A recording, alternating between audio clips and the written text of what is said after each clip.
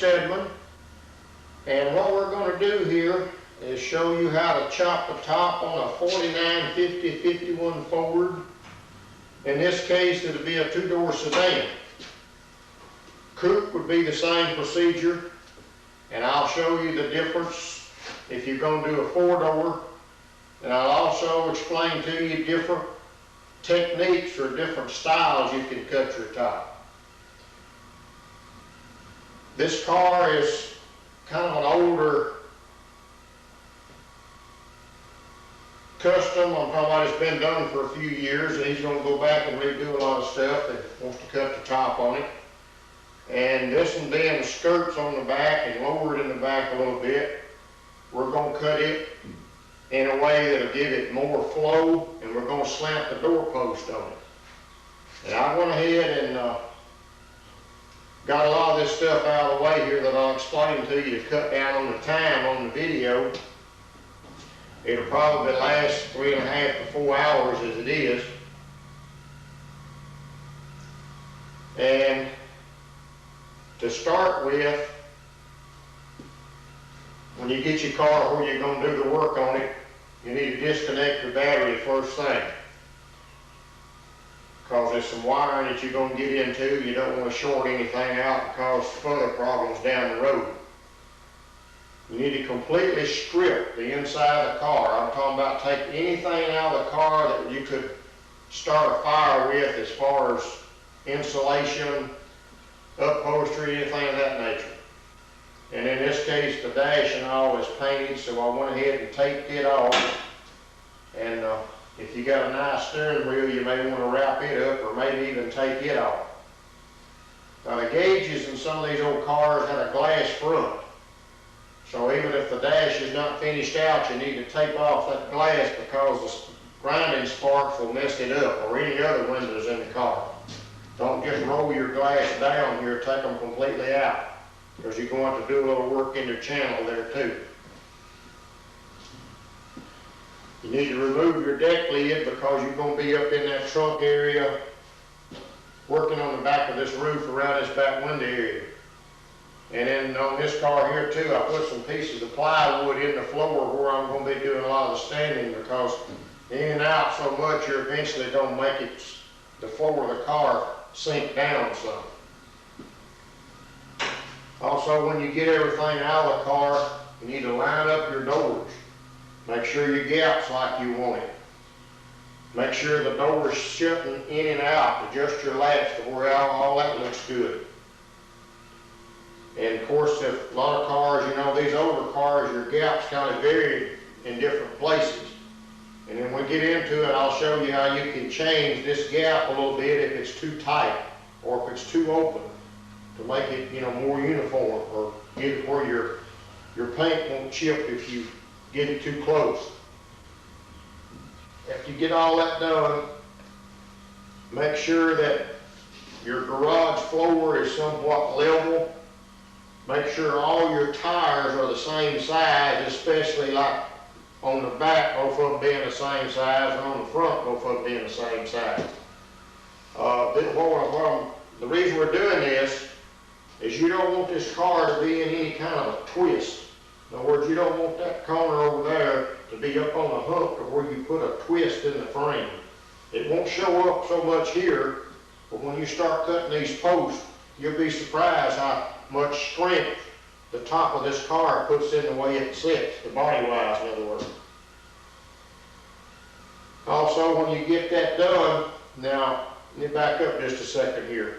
If you're going to cut your top the way we're going to cut this top, you won't necessarily have to get it level from front to back.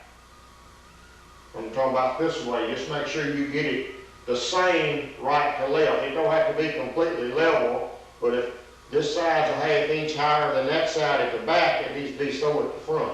Just get the twist out of it, in other words. But now if you're going to chop it a different way, you need to level up the frame. Under the straight part of the frame, you need to get it level front to back, side to side, the whole bit. Also, you see some braces inside the car. May not can see them all now, but you'll see them when I start moving around. You need to brace an X brace in here. Go from below where you're going to be cutting right in this area to the bottom on the other side. Same way, put you an X in there. That supports all this right here in and out this way when you go to cutting this post into.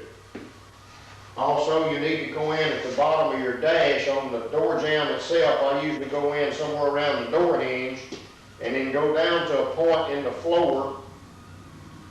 In this case, it's the back bolt of the front seat that goes down through the frame. I just screwed another bolt down through there and welded a piece of conduit onto it, like so. And that way when you cut this out here, it supports your cowl section. Normally if a car's got a good solid body on it, had never been taken off the frame and the frame's never been damaged in any way, everything's okay, but it's better to do this to make sure that it don't go anywhere. Of course, when you get everything cut off, you can shut your door back too and make sure everything is lining up right. On your door, once you get all your glass out, the upholstery and all out, if it tends to be just a wee bit higher than it was to start with, just kind of push down on it a little bit and see if it'll still shut without being in any bind, because when you put all that weight back in it, it'll probably line up like it was to start with. Let me check my camera here to make sure you can see the next step I'm going to show you. May even take it down. That way you can get a better idea of what I'm going to explain to you right here.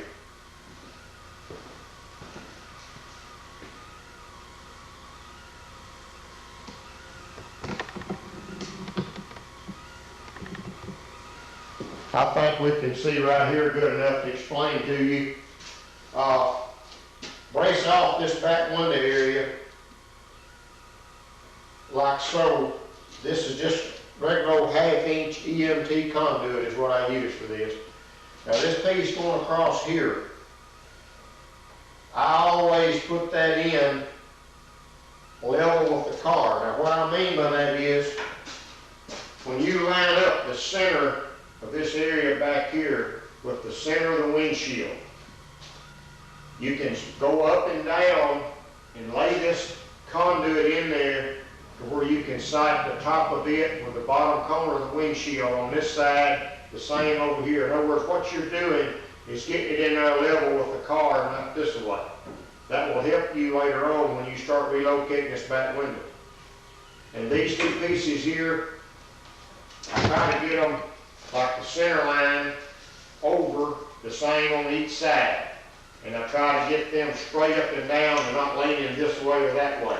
Because this kind of stuff will kind of mess up your sighting and make you get things crooked. Also, when you put these in, you put them in the same place, top and bottom. So when you get ready to sight across here, when you get them in there, or while you put them in there, you squat down and look and make sure that this one is in line with that one. In other words, don't get one of them this way and one of them that way. Make sure they're in line. Because when you put this back in there, you don't want this back window area to be twisted in any way. That'll really help you when you go back with it.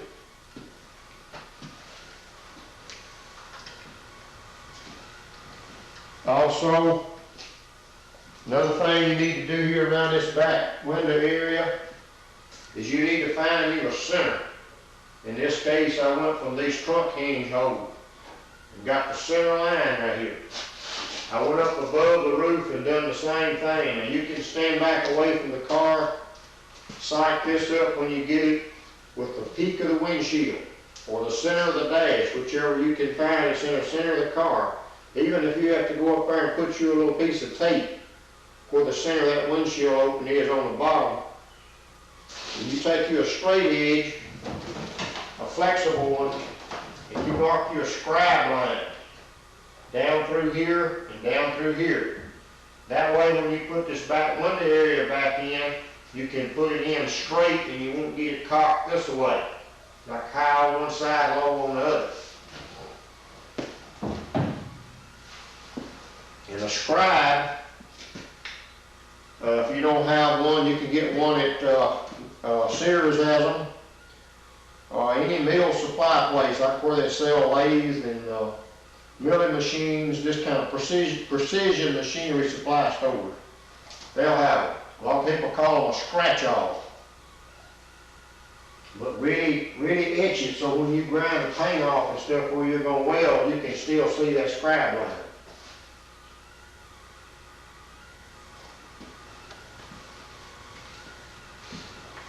And on this particular car, this package tray comes in. It comes in right underneath where the glass is going to be. So when we cut this back window area out, we're going to have to cut the package tray in two. Now it's just, I think, 6 pieces to it there with holes in between. We'll just cut each one of them in two. And that way, I'll show you how it all comes about when you get through, because it's a lot easier to do that than just cut all this out all the way across here. And what we're going to do next here, I will start making my cut marks. I'll do one side like a windshield. I'll do one side to make sure I'm right with the camera off, of course. And then I'll come back and I'll show you on this side. In other words, I'll get everything down like I want it to be, and then I'll show you on the other side exactly what to do. And on this particular car, since it's got skirts on it, we're going to take 4 inches out of it. Now, you talk to different people and you read magazines and they say, well, the car's been chopped this much or that much or whatever. A lot of that to me is misleading. They do the measuring different from what I do. But we're going to cut this top to make it have a more flow to the rear end of the deck lid. And by doing that, we're going to take 4 inches out of the windshield post. In other words, this is 4 inches this way out of the windshield. And in the back, we're going to take 4 inches vertical, saving this roundness right here, in other words. What we're really doing, if you get vertical with it, we're going to be taking roughly 2 3/4 probably vertical out of the front. We're going to be taking 4 vertical out of the back. And as we go into that, I'll show you a different way of doing it. Should you want your car, say if you got no skirts on it, you got it lower the front and you do the back. You may want to go at it a different way. And then the way we're going to chop this, we're going to take our mount out here. You have to move the top forward to meet the bottom part of this post. In doing so, that's going to make this door post come out like so. You're going to be moving this upper part forward. And we're going to slant this, so we'll take the top part, kick it back, take the bottom part, move it forward, make it one line. There's different ways to do this, and I'll stop further on into it and show you another way should you want to leave this post straight, or if you're doing a 4-door. A coupe will be the same as what we're doing a 2-door with. Hopefully I haven't forgotten anything right here.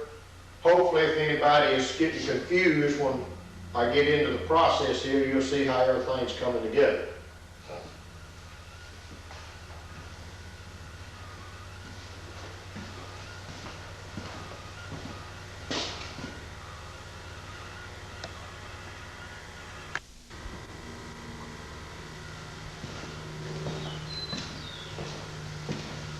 I will mention one more thing here.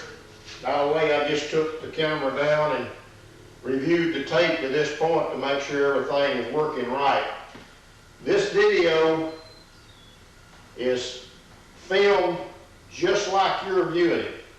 In other words, it's not going to be edited, it's not going to be spliced. It's going to be just like you're seeing. And hopefully you'll get the information you need to chop your top. It's not going to win any Academy Awards as far as acting or anything like that.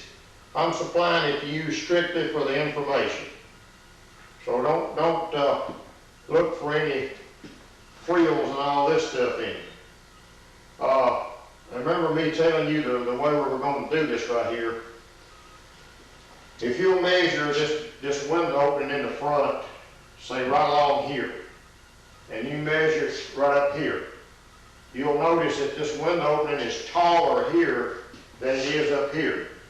Well, by us cutting it the way we're going to cut this, it will actually be just a little bit lower back here than it is up here. It won't be enough that you'll really see it, but you'll be able to see the flow of the roof going into the trunk. In other words, the crown of this top is somewhere along where the doorpost is now. And when we get blue with this top, the crown will be probably a foot further forward, kind of over the driver's head. In other words, what I'm saying is it'll go up to its highest point, further toward the front, and then it'll start flowing from there back.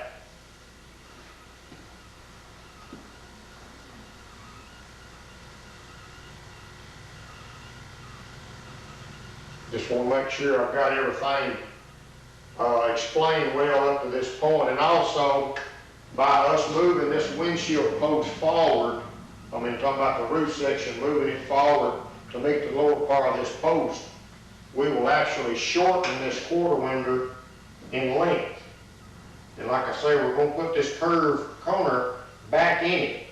So probably all in all, we'll be shortening the length of this quarter window about 6 inches in this area this way.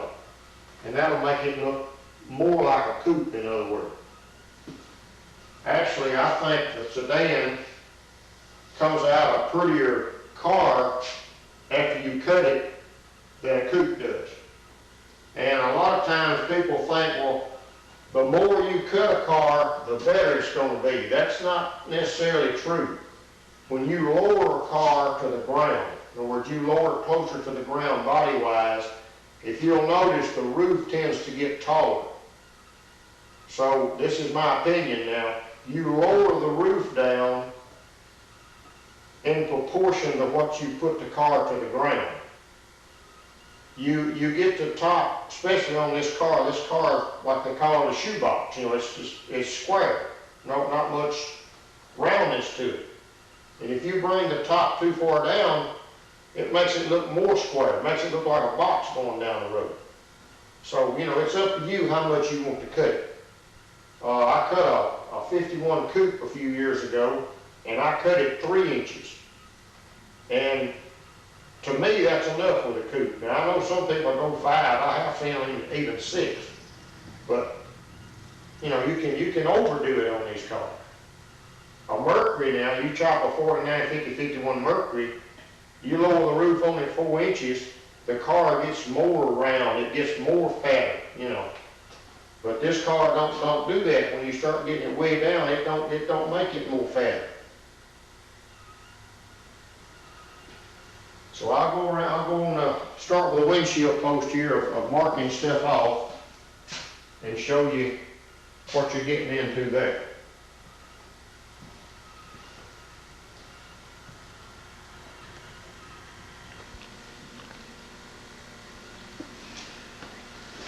Okay, now we have us a windshield post taped off here.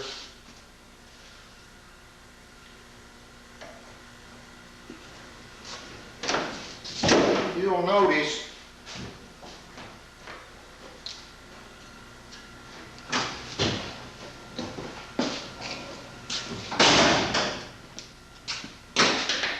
just about all the windshields, late 40s, early 50s, this opening will be curved as it goes down this post. In other words, what I'm trying to say, it's wide at the bottom, it's wide at the top, and then it gets narrow as it comes in toward the center.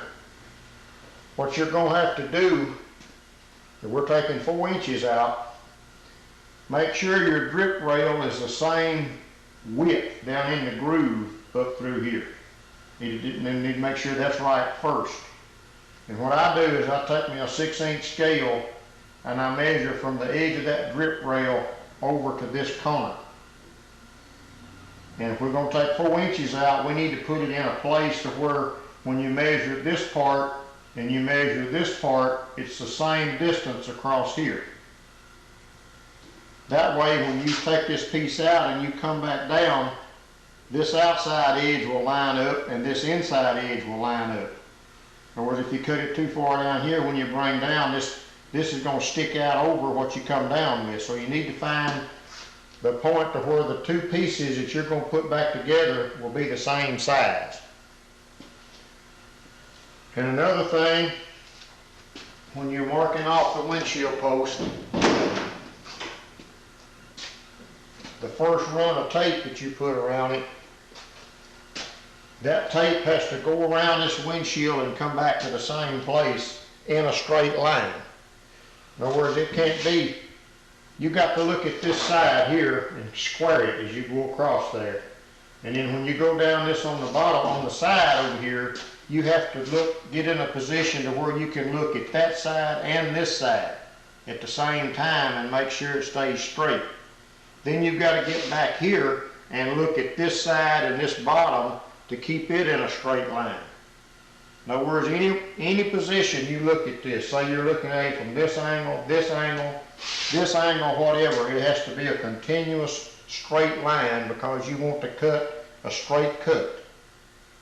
And when you get that one squared up like you want it, and say we're going to take 4 inches out of this, I usually put my 4-inch mark on the edge of my tape, just like where I'm going to cut, and then I'll mark across the end of the tape. I'll do it on this edge, I'll do it up here, I'll do it on this edge, down on this corner, about 5 or 6 times around that post. And then when you put your second line of tape around, you just follow that line. Now, you remember me telling you that this is full windshield, this is not vertical. I'll just kind of halfway guess at this if it was going to be a vertical cut and tell you approximately how much it would be. And it looks like to me it would be somewhere around 2 3/4 vertical, that we're going to be coming down this way with the roof. In other words, this divider bar in your vent window would be like 2 3/4 less straight down, whereas we're taking 4 inches out of the windshield because the windshield is diagonal. Hope I didn't lose you there. Another thing, we'll take this straight edge here, and you see how this grip rail is in a straight line. In other words, like that right there, it's straight. It don't curve this way and it don't curve that way. Now naturally it's going to curve some as it goes back this way. But you notice that that's straight. When we get through here, that has to be the same way. You'll also notice that this is a flat windshield, so this area right here is flat. But if you're looking at it from the side I'm looking from, this is a straight line. When we put all this back together, that has to be a straight line. Now when we come back and set it back on there, I'll go further into that so you can understand what's going on. I went ahead and marked off the door window frame here. And you notice that the lines on it are not lining up with the windshield post. There's a reason for that. This inside one right here has got a curve to it slightly, not as much as the windshield, but it does go slightly. You've got 2 or 3 things to deal with here. You make sure that this area is the same width, for one thing. There's a screw hole underneath this piece of tape that holds the window molding on the inside in place. I like to leave that hole where when I put it back together, I'll still have it. That helps hold that molding up there. So I'll run the tape across that hole, and I'm cutting on the bottom edge of this and the top edge of this to get my 4 inches out. And a lot of cars are varying in thickness this way. So you've got that to deal with to make sure that comes out right. This one really, you know, is a little further down than I'd like for it to be, but I had to do that to make this hole line up. Keep this hole in here to put my interior molding to. You'll also notice that I have an arrow pointing. I always cut out what's inside the tape line. And you follow that all the way through. If you start cutting out outside of one and inside the other, first thing you know, you're gonna mess up and cut outside of both of them, you're gonna have too much out. So always make it a practice that however you start, you continue the same procedure all the way through. I'm gonna go next. In fact, I think I have the camera in the right position to even show you this. Yeah. Next. You know, I told you that this was going to turn out to be like 2 3/4 vertical here. And we're going to get 4 vertical back here. Well, this post is going to be somewhere between the 2 3/4 and the 4. But it's also going to be slanted diagonal. So what we're going to do here is we're going to kind of guess, say we're going to take, we'll call it 3 inches, we'll wind up taking out of this post. Or 2 1/2, whatever, we'll just guess at that. We'll call it 3. I don't think it'd be hardly that much, but we'll call it 3.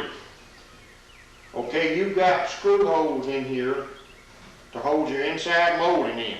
In this case, you've got one about here, one about here, on this part back here.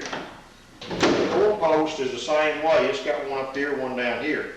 So we can, and it's pretty much straight, the same width on both of them in the middle area. So what we're going to do, we'll find the center of this post from the grip rail to the belt line. And if we're going to remove, say, 3 inches, we'll take out, or we'll mark 1.5 inches below that center of this post. We'll put one run of tape around this whole thing, and that's all we're going to do at this point. That'll just be a cut line. We're not going to take any amount out yet, we're just going to cut it. Because like I said, when we go forward and down to meet this, that's going to make this post stagger off, so this top part will drop off in front of the bottom and won't hit anything. That's as far as we're going to go with that line. So I'll go ahead and make this mark right here to make this cut back. Bear with me now. I mean, I know you've got questions on this, but I'll show you what's going on later. Also, your door gap here, top of your door and the grip rail. If that is too big for you now, take out a little bit less right here, 1/8 of an inch, whatever. That way when you put it back, it'll slip up this way more to make this fit closer.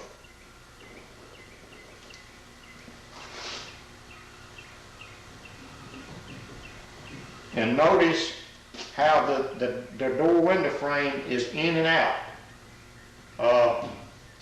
What you need to do is make sure it's flush back here and see how far this door is in from the edge of the grip rail, how far back in there it is, and how far it is up here on this part that you're not cutting, and you keep that the same all the way. Don't get this in and out this way.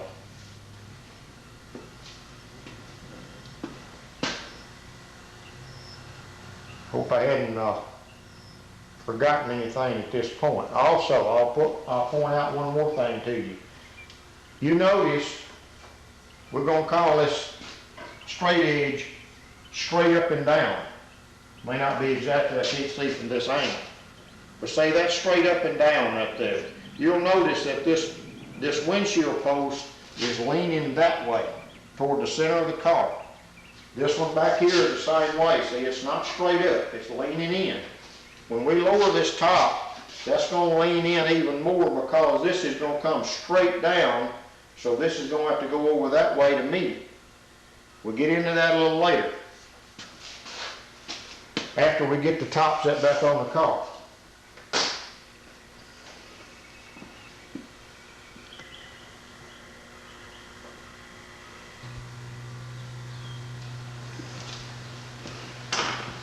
I've got the door post marked and taped off here. Remember I told you that we'd find the center of it. That was like 17 inches here to here. 8 1/2 would be half of that. So we came down 1 1/2 inches from the center. Because I'm thinking maybe approximately 3 inches is what we're going to take out of this thing after it's all said and done. You'll also notice that this area right here where your chrome trim goes, that's a straight line. This post is really thinner here, thicker here, and thinner up here. I'm talking about this edge right in here. So you want to cut that out of the center as much as you can So when this lines up in here, this outer edge will also line up. And what I usually do when I take this off is I'll tape off the whole thing, door and the post. And then when I get it taped off and get it in a line right like I want it, I'll just cut the gap in two, the tape in two, open the door up, and then you can finish out the jam part with the tape to get your line right. So we're going to move around to the back now and do some taping in the back.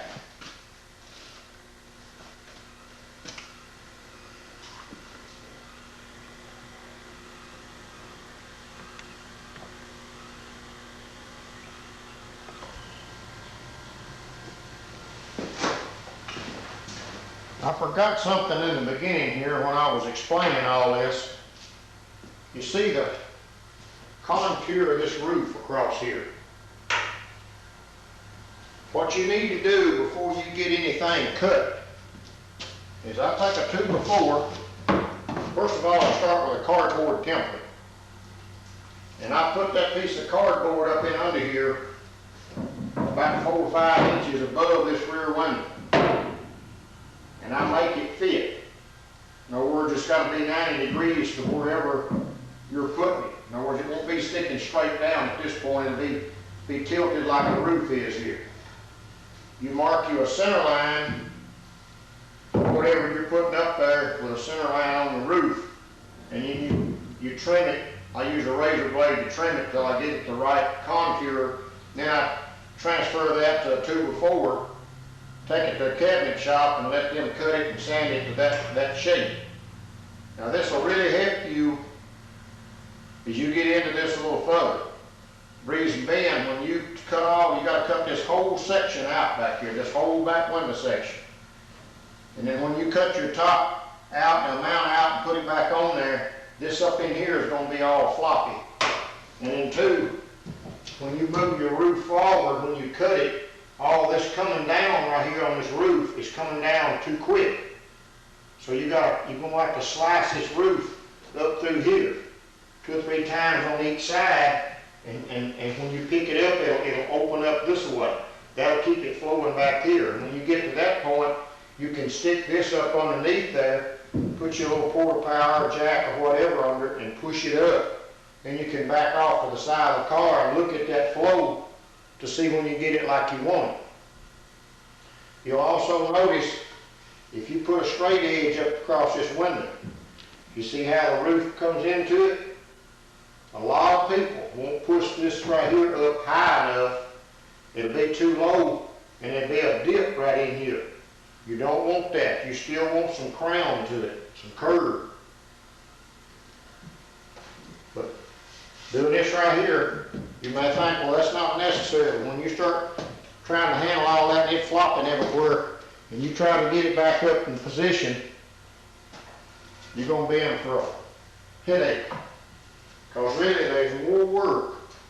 There's more work goes in right around here than is this whole roof put together.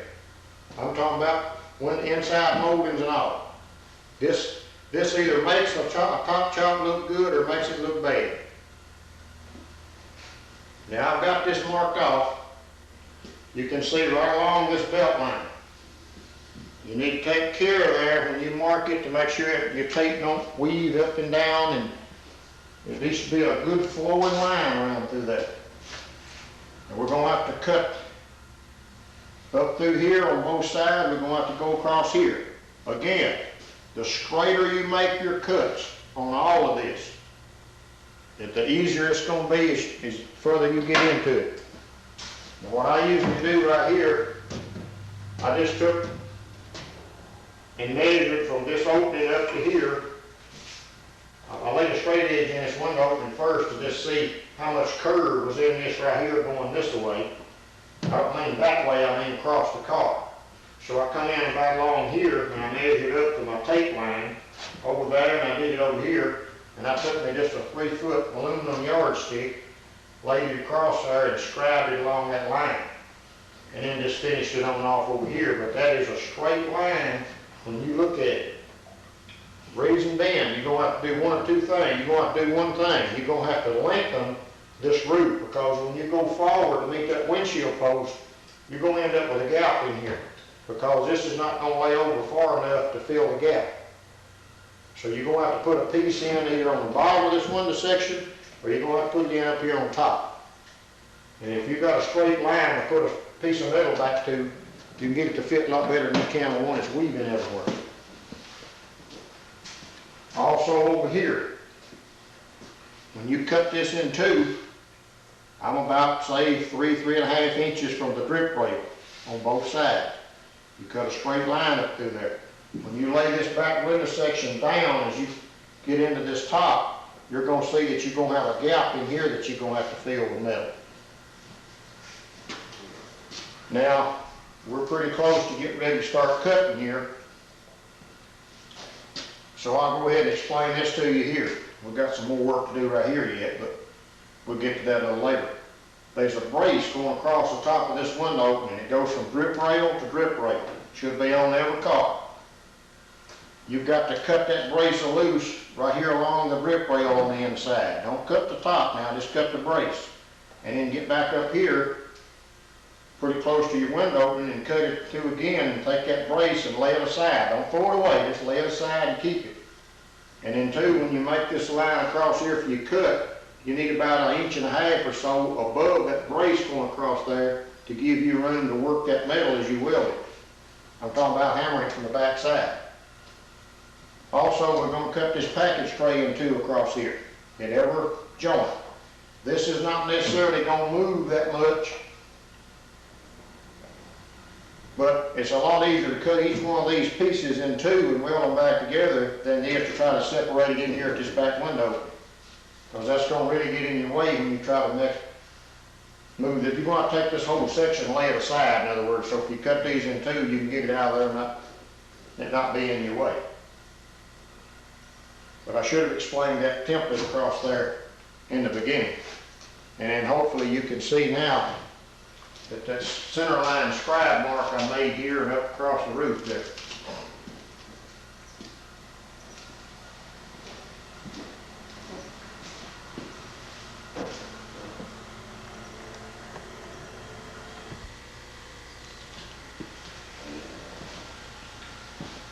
We're going to make a little cut right here before we do anything as far as cutting anything else, because all we're cutting right here is this skin part. We're not cutting through the whole thing. What we're doing is removing this radius right here so we can put it back in when we get through cutting the amount out we're going to cut out of the roof. But you can see right as it starts into the curve, cut it and go in line with this line here back. And then when it starts into the curve here, you need to cut this way now, because you don't want to cut out more of this piece than what you're going to cut out of the roof. So I think this is 3.5 inches I got right here. And then you need to follow this line on down here. And that's all we're going to do right now is cut this piece out. You don't have to cut this in two. Just put your little die grinder wheel right in this corner. Don't cut any more of this part coming out than you have to. Just cut it right in the corner and go around through there and get that out. And I use what they call a 1/32 cutoff wheel in a die grinder. Now I know each has got his own, but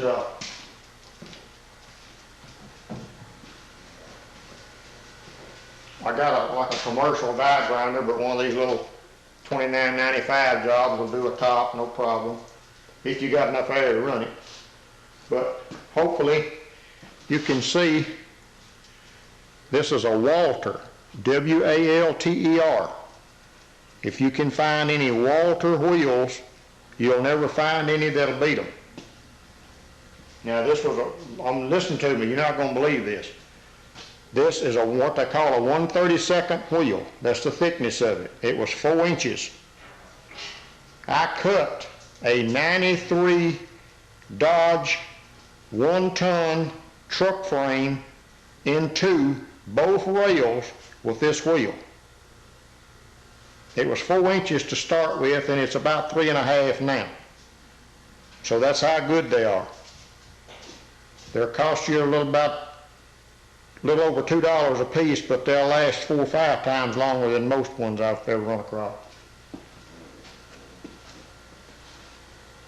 So we're going to remove this little piece right here, and then we're going to mark off what we're going to take out of there.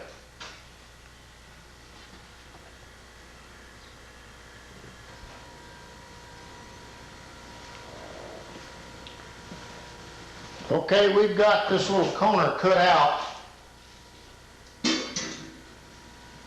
more or less just to save this radius is what we did. This part right here, just cut. There wasn't any spot welds in this corner, so when I cut this part out here, this part just come loose. So made it easy on this side. I think I had one spot weld here on the other side. Wasn't no big deal on that. Now you can see here, this will be, now what I did here, you just look at that a second, I'll be right back.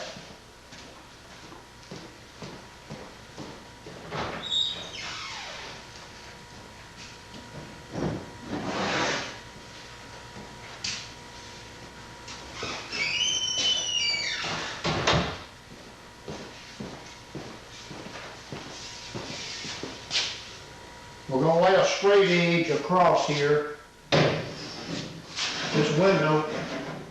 This is back next to the back. Now depending on where you cut this right in here, this little edge right here may have a slight turn up to it. You need to get that straight if there's any turn up to it. If I cut it 4 inches, this part here is going to come out up in here. It's going to come this way, in other words. So what we're doing here, you can see the grip rail coming all the way to the belt line here. We want to keep that. So what we're doing is I'm measuring 4 inches from the top of this edge right here. Now, what I mean, the reason I got this straight edge up here is I'm sighting across to the other side. In other words, you come straight up from here. 4 inches. You go back almost to the grip rail. Now you're going parallel here. See what I'm saying? You're going parallel. In other words, you've got to take you like a 3-foot yardstick. This is where I lost myself here. Hold on just a minute. You've got to take you a straight edge and lay along this right here. But what you're doing is you're aligning the yardstick, this edge, and that edge on the other side of the car over yonder. You're lining all that up. In other words, this here, I'm getting it up and down right, is what I'm trying to tell you. But you got to line it up along through here, on back, and that way you can mark back through here. Get that right, and then you measure up the 4 inches from here to get this line. Then you measure up 4 inches to get this line here. Now we're cutting it. This right here determines on how much you're going to chop your top. In other words, it's 4 inches from here to here. We're going to go back almost to the grip rail, then we're going to cut down, then we're going to go back again. Now when we set the roof back on, this point and somewhere along in where my thumb is where it's going to meet. This grip rail, we're going to let it tuck right down inside of here to begin with. When we get everything located, we'll trim off this bottom to where it fits this up here. And that way the grip rail will come out the same place it is now, down right at the belt line. Now the next thing I'm going to tell you, let me back up just 1 second though. I went ahead and put another brace across from one side to the other right here. Because I feel like when we cut this off, we're going to lose some strength in this quarter area right here. And I don't want that to pull in when I try to lift the roof up to get this back up here like I want it. So go ahead and put your cross piece across there, because I wouldn't want this right here to be sucked in and then take body work in here to make it right.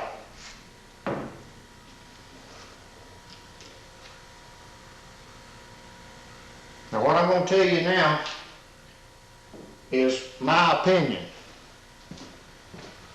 It's whatever a fellow wants, strictly up to you. But a lot of people want to remove the grip rail. Personally, I do not like it. When you take this grip rail off, there's a whole lot bigger gap above this door than what it is now. In other words, that grip rail comes out, then it dips down before it starts back up. So if you cut this grip rail off, you get a big gap.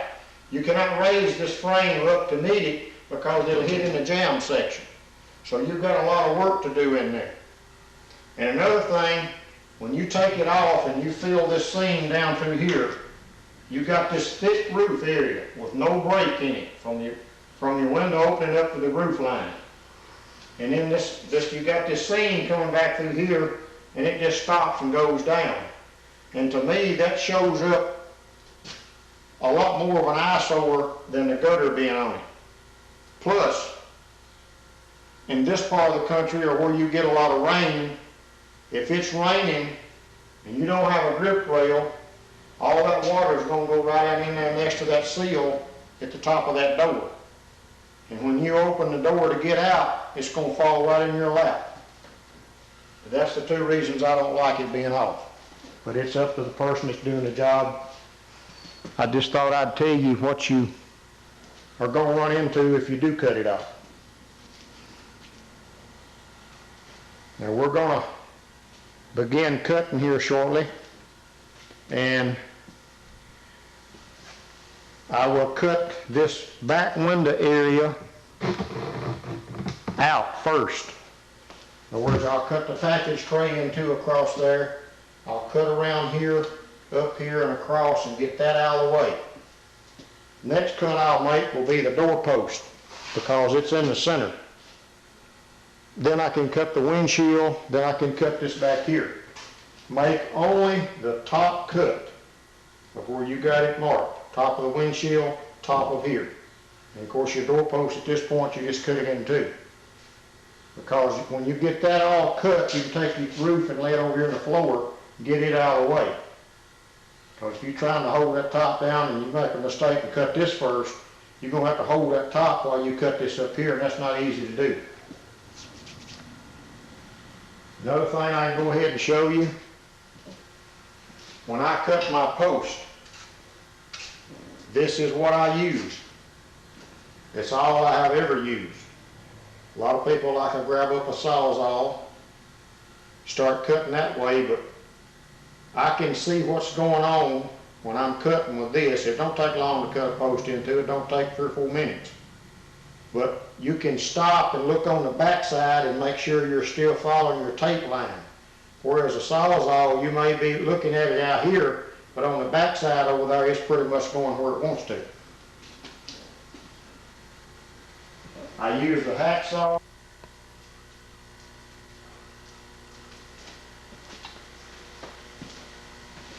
I'm going to show you a couple more things here. My battery got lazy on me.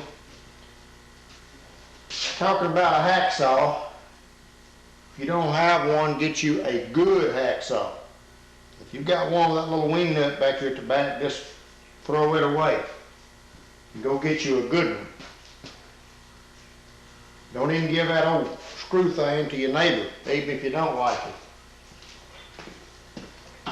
Another thing I used to cut sometimes with,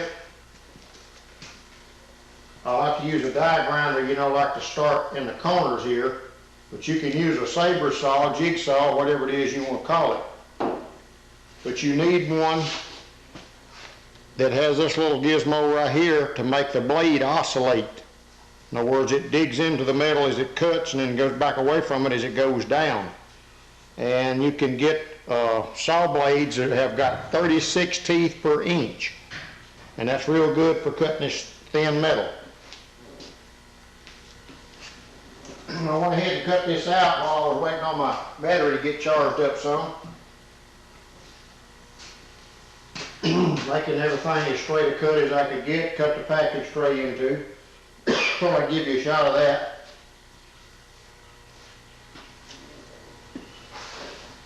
What I'll do next is cut that doorpost in two there. Then I'll cut the windshield in two, the top cuts of course. Then I'll come back here and cut the top of this off. We can get our top and set it over to the side out of the way. Now this car is base coat, clear coat. I've never worked with it, so I don't know how much trouble it's going to be to grind this paint off around where you're going to weld.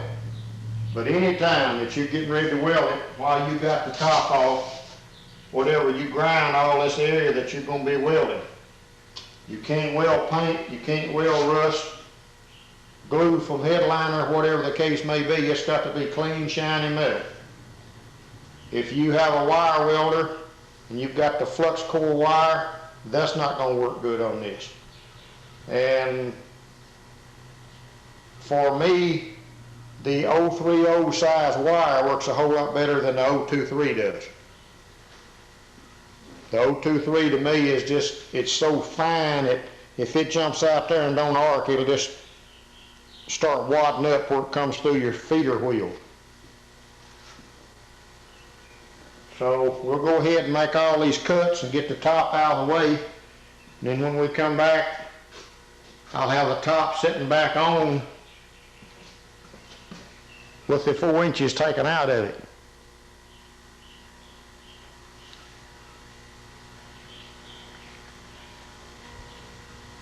Better tell you one more thing here that I forgot. The reason or the amount that I came down from this line down to this line, that is about how far it is from this edge down to the belt line. Now I did back up maybe 1/8 or 1/4 of an inch from that belt line to give room to finish off around the bottom of that rain gutter. In other words, it'll be about 1/8 of an inch from this belt line once I get everything back down here. So that just may vary from car to car as to how far it is from this edge down to the belt line. But like I say, that's going to move forward. This point is going to come down to about this point when we get the top back on. That's how much shorter that quarter window is going to be. And we'll just omit the vent window that's in that back window there, just make it one window. I need to go ahead and show you one more thing here while I got everything set up. I need to get to a different angle to do it though.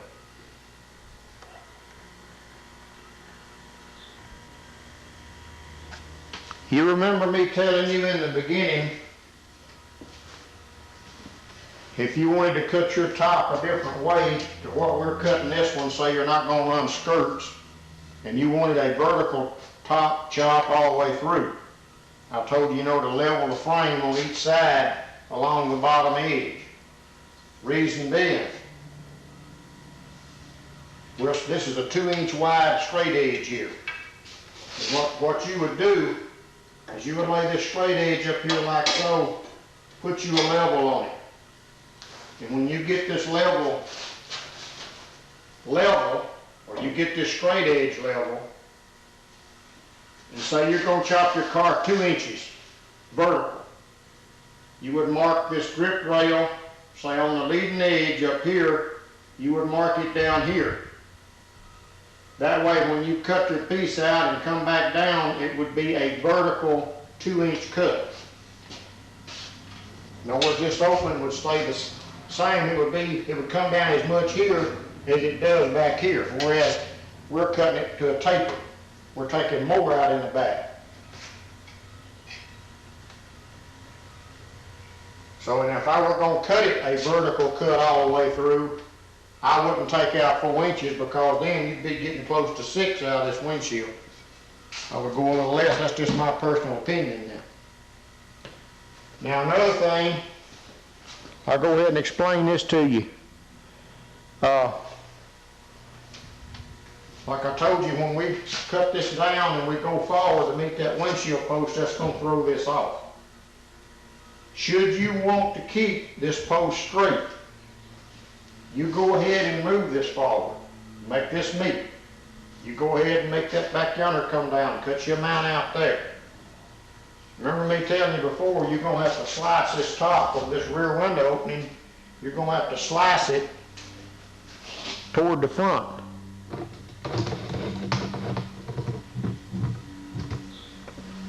What you would do is you would get right in out of here after you come out of this bend, and before you do any of that, take you a piece of conduit, go from this side over to the other side. So that'll stay where you put it. You cut up through the drip rail and all up into the roof here, say about 4 inches. Then you would make a cut in a straight line with the car from there back to this opening. When you get that out of the way, you take this and you scoot it back so this post lines up. Then you fabricate you a piece to go back in here. As far as the drip rail goes, you can use the piece you cut out at the back or the piece you cut out at the windshield to put back where the drip rail is. Now that's the easiest way I found. Now a lot of people have cut this thing all the way in two and put a longer roof or a section all the way through. To me, that's a lot of work when you get out in the middle of that top, trying to put it back and keep the line right without a lot of body filler.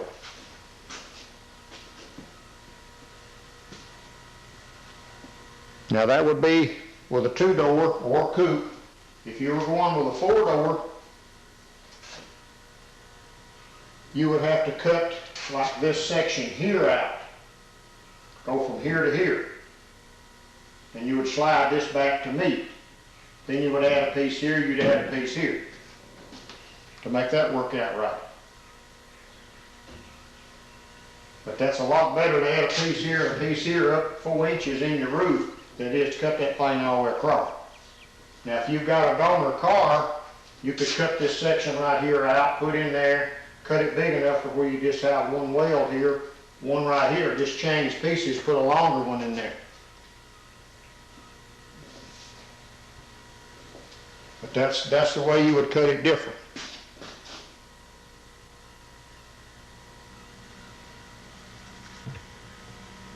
We're going to start sawing, and like I say, when you see it again, it'll all be sitting back on there at the height that's going to be. Then we'll explain to you what we have to do then. I'll go ahead and cut the door frame, the window frames down and all that stuff while I'm doing this other.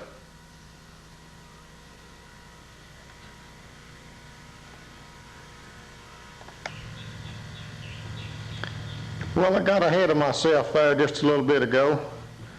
Thought I better stop right here and give you a couple more pointers. When you make your windshield cuts, take you a small piece of metal, like right here, and clamp it on the bottom part of your windshield deal right there, so this other top of your top part can rest against it. That way when you're messing around trying to cut the back or whatever, that won't fall off in there. Should have told you that earlier, but it just slipped my mind. I've got it all, still got to cut my mount off back here and up at the windshield post. But there's another thing you need to do right here too. You get your top off, stand it up against the wall, whatever, from, put this as the windshield end down here. And this old tar paper stuff in here, like I told you before, you're going to have to be slicing this top like 2 or 3 times on each side here to keep it flowing. So you need to take your putty knife and get all this old stuff off right here in the area that you're going to be welding in. It's a lot easier to do it up here like this than it is inside the car doing it over your head and that stuff falling in your face. And I usually just tape me some newspaper or something down at the bottom to make it come on off in the floor rather than getting up in that channel above the windshield. For me, it's just a lot easier to keep it from getting in there than it is try to get it out once it gets in there. And then too, when you get your top off, get your mount cut off everywhere. Don't worry about this post here, the door post part, but up here, you need to grind all that off. And any seam sealer or whatever that's all in here, you need to clean all that off so when you get ready to weld it back, you won't be trying to weld some stuff in there that won't weld. And you sure don't want any leaks in that area when you get through, so make sure you get that good and clean. Same way around the windshield post, you need to clean that real good. Now, when you start making your cuts, you know, like I told you, I made this cut first. You start making your cuts. I cut these two posts in two right here, and it didn't pinch. In other words, I just pulled my blade right back out. You got to watch for stuff like that. Now, it'll pinch you a little bit when you get back in this area, and it'll pinch you a little bit on the windshield post here. That's what little bit it'll move. You know, sometimes it'll want to pinch and all this stuff, but just keep working with it. And then two, use a 24 tooth hacksaw blade, because it don't seem to snag as bad as an 18 tooth will. And also, when I cut my windshield post, the top part up here wanted to kind of jump back this way. And when it does something like that, you need to start looking and see why. In this case right here, this door gap opened up. It opened up about a 1/16 of an inch. In other words, it's about 5/16 of an inch right now. But you can take both hands and squeeze these two posts together, and you can see it move. And when it does that, you can see that area back here come up. So what I'll do is I will take me a stand or whatever and shim it up or whatever to get it under that back frame horn. In other words, get it where it'll just barely slip under there. Or in this case, I could probably jack this up 1/4 of an inch and stick it under there, and that'll stay up 1/4, and that'll let the frame flex, or the body flex enough on the frame that it'll push this back tighter and make that like it should be. Now, if that don't work, I'll start letting air out of this tire and take the weight off. In other words, it'll be shifting the weight back here, and then letting the body kind of sag between the front end and that stand back here, and that'll let it come together. Now, should you make a cut and this gap get tighter, what you can do is take your floor jack, stick right under the frame at this point, and start jacking up. And as you start jacking up, I'm talking about when it first starts to move, you'll see this gap open up. And when you get it like you want it, just stick your stand under there where it'll be held in place, and just leave it there. I mean, leave it there until you get all this top pretty much welded back on and your doorpost welded back in and all, then it'll stay there. That's just a few pointers to keep everything right as you go along. And then too, you're gonna have to grind off where you're gonna be welding this back together. Same way back here, clean out all that old seam sealer and rust, whatever's in there. And like I say, we're gonna cut this off here for now. But when we get our top back and get our drip rail tucked in under behind this, then we'll have to trim this off more to fit what comes down behind it there from the top.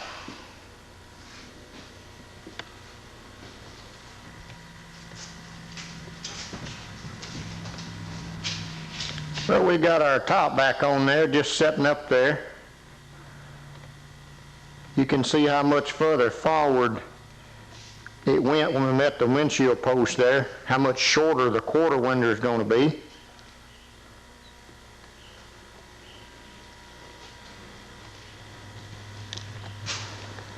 You can see here how our doorpost went over in front of itself. Now back here in the back, we've got the top part tucked down in underneath this part here. And you don't want to cut out too much, but I'll start right along in here at this belt line, and I'll just come on around. And then when I get to where this is, I'll have to cut it to where this part will come down and meet this part.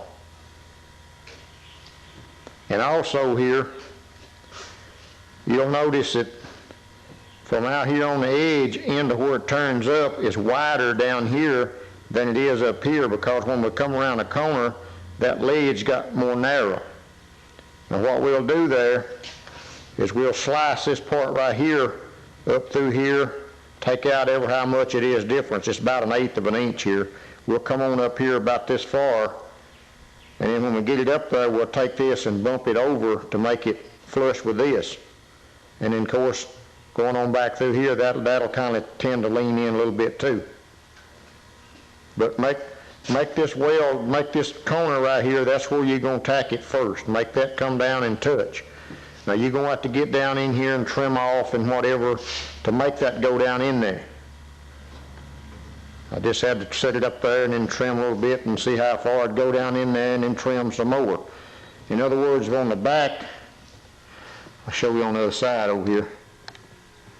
That pinch weld, like where that drip rail comes in, I had to grind that back, cut it off, in other words, where it wouldn't stick in as far to get it down in that slot. Now when you do that, before you weld your top on, go back and spot weld that where it all pinches together right there where your drip rail is.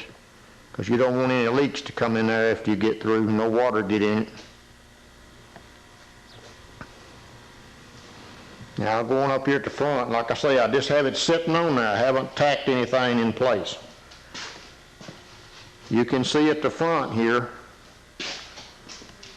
you see how our post, the bottom part's coming up, top part coming down, that don't line up. It's about 3/4 of an inch off. That's equaling out each side. In other words, from this edge over to that edge is 3/4 of an inch. I set it up there in the center and made that the same on both sides. Now, what we're going to do, we're going to tack this top. First, we're going to tack it here. Let me show you. We're going to tack it right in there. Make sure that's flush, and we're going to put a tack right there, a good one. All right? We're going to come up here at the front, and we're going to equal the distance right in here, side to side up here at the front. Like I say, on this one, it's 3/4 of an inch. That'll vary on how much more or less you cut your top. And before you do that, you've got to stand over here and sight this post with the other post. And then when you do that, you make this in line with this. In other words, make it be one straight line. You do that on both sides. Then you come back and wherever you can in here, you tack it a time or two there on this. Like over here. You tack it to where it won't move.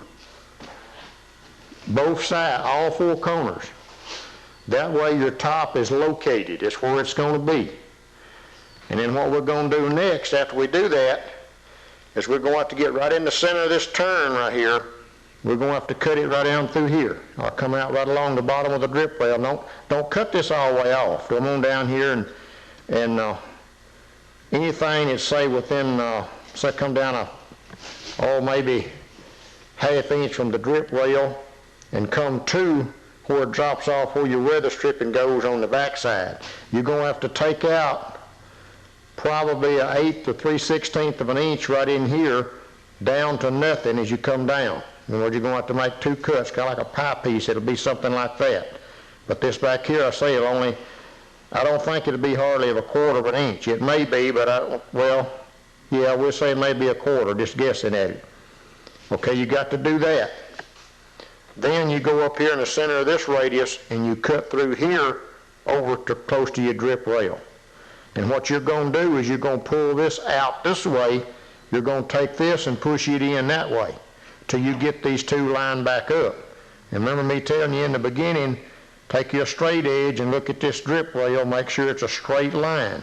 You don't want it to go out and hump in, or you don't want it to go in and hump out. It needs to be straight. You do both sides that way. You do this side, or one side, you tack it here, you tack it up here, you tack it here. Now when you get this cut here and here, you need to cut your welds loose, line it up. And when you get it lined back up, you can clamp it or whatever. This right in here, one of them may be twisted a little bit one way or the other. You'll just have to keep working with it and get it all flush back up. And you go ahead and tack it up here, you tack it down here, you tack it right here, where it won't move. Tack it 2 or 3 times around this. Then you go over on the other side, you do that. And that way you're getting all this set up right. And then, of course, back yonder, see there, you've got it like it is. It's not going to go forward or back. It's going to stay where it's at when you tack it. We'll go ahead and cut this, and then I'll show you exactly what went on here.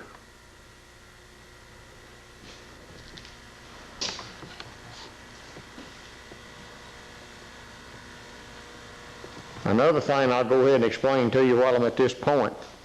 If you want to check your door gap still, what we're going to do here is, you notice this door won't shut because it's hitting this part up here. We're going to have to cut a pie-shaped piece out of this corner. And I'll probably cut through here this way. I'll cut through here this way, come in, go up, and then go up. And take this little piece out, because we're going to reuse that corner piece. But from there down, and on the back side, you're going to have to cut a little pie-shaped piece out. And roughly it'll probably be around 3/8, ½ inch somewhere here, down to nothing here. That'll be to lean it forward. Also, when you're figuring that out, this post is going to have to lean in some this way. So you're going to have to cut out a little more here than you do out here. So it'll lean over as it leans forward. So we'll just kind of guess at how much we're going to cut out. In other words, I try to make a line right in the center, then I drop down from it and make a line, and I go up from it and make a line, and I cut this bottom part off along my bottom line. That way, whatever I have to adjust it to, I can put this in the vise and cut off here to make it lean over. But we'll just cut this off and lay it aside for right now so we can shut our door and check our gap as we go.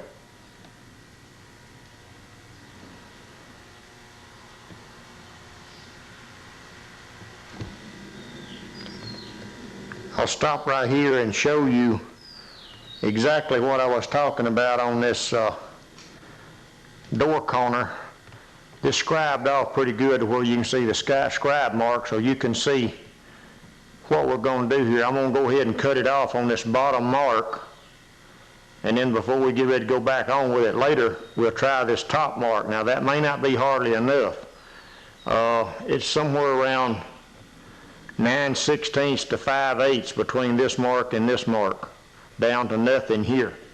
Now you'll notice that this jamb part goes back about 1 inch forward of this outside skin.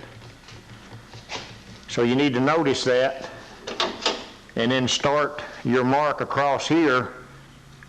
And in this case right here, it's about 1/4 inch apart, right in this area here where this jamb is on the inside.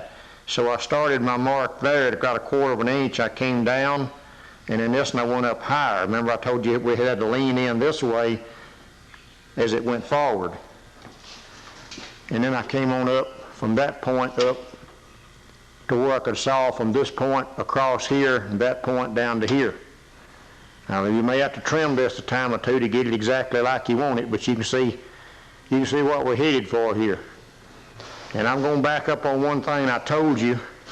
I told you I was going to cut this corner out and put it back in there.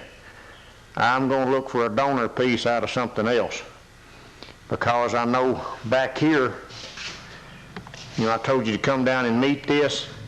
Well, there's a gap right in here that we're going to have to fill in with metal, because I don't think the piece that I cut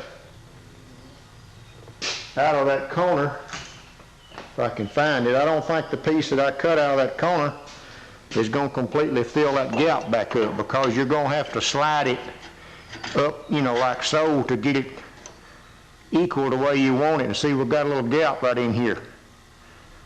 So I'm going to look for a donor piece up here on this front. I think I know something that'll work other than 49, 50, 51 Ford. I know a Mercury will work, but that's kind of hard to come by nowadays. But let me do some checking right here and see what we can come up with as we work along here. But you get the idea on that post right there what I'm talking about as far as cutting it. Now I've gone ahead and tacked it right in that corner right there.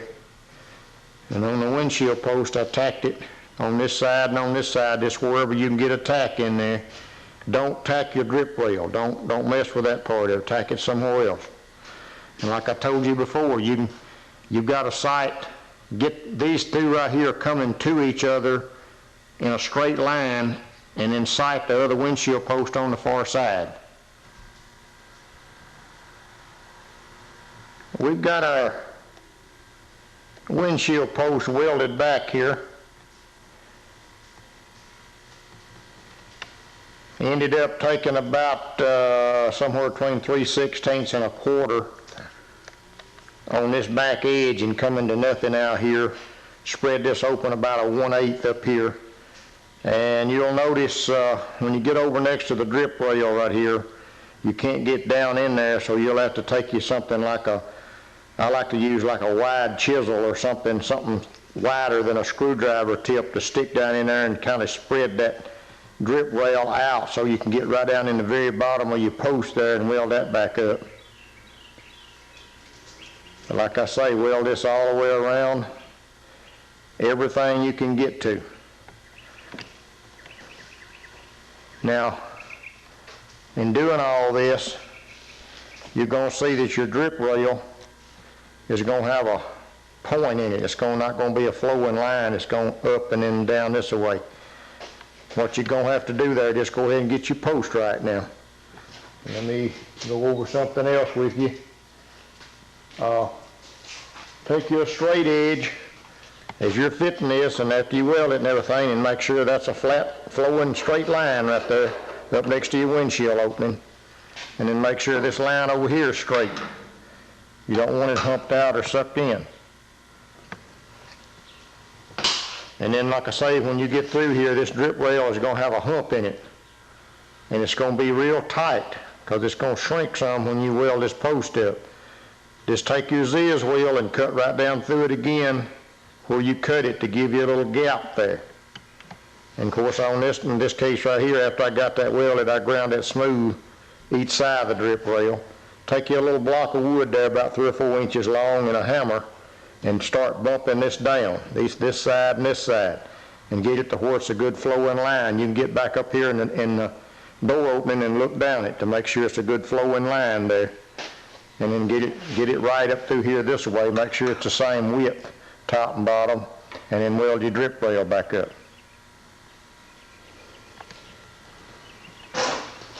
This side over here, I tacked it first and then tacked the other side and then come back and started I cut this one first and then I cut my weld out of the center and got everything lined back up. This one lined up real well. It done good, but that on the other side, it was a booger. It wanted to have a hump in it this way. And I wound up taking a come along and put me a strap around it and going down to the bottom of this support down here and pulling down on it to get it right. Now I had to check my door gap along, make sure all that stayed the same. But it tended to want to lean over toward this direction rather than lean to this post is what my problem was. And then too, when you're cutting this in two with your hacksaw and you get out in the center there and your saw runs out of one cut into the other and you still got a snag down in there, just take you a full-size Ziz wheel, stick down in there, and you can grind that out in there where it seems to be catching when you start to lean it over. And just make sure you keep one post lined up like the other one is. Don't have one tilted back more than the other one is. And by doing what we did here, by tacking all 4 corners first and then coming back, we've got, as far as turned in this way goes and turned in this way goes, that way you get both sides the same. And that way both doorposts will be leaning in toward the center the same. You're getting the top located left to right in the center of the car. Now you'll be surprised how many cars you can get behind and look at them when they're sitting on level ground, and you see one doorpost to have more of a lean to it than the other. And that's the purpose for getting all 4 corners in place before you start trying to do any notching and lining up on one corner. Now what I'm going to do next, I'm going to go ahead and work on this back here. Now I'm going to cut this along this belt line on up to say here. But right up in here, there's no longer a line going back toward the tail light. It gets right into the quarter. I'm not going to cut this all the way down to this belt line on this bottom piece. I'm going to have to shorten my drip rail just a little bit by doing so, but I just don't like the idea of welding right in that corner in this quarter. I'm afraid it's going to suck this in and you wind up having to put filler in here. And I feel like that little turn up right there with that corner in it's going to help support this. So I'm going to go ahead and get all this pulled out and get it butted up. We're not going to overlap anything here. We're going to butt weld it. Of course, we got this little deal right here we've got to contend with, but we can put a filler piece in there. And I'm going to tack this about every, probably 1.5 inches as I get it fitted up, and then I'll come back and tack it in between those 1.5 inches and make it like 3/4. And then in the process of getting all this back window back in and welding on it, we're just going to spot it between the spots. We're not going to just weld a bead through here. We're going to spot it and then kind of overlap our spots. We don't want to get that hot and suck that in right there.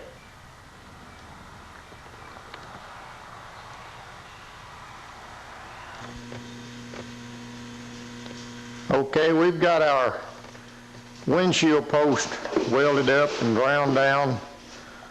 Put a little Krylon black paint on it there to keep it from rusting till the body work be done on it.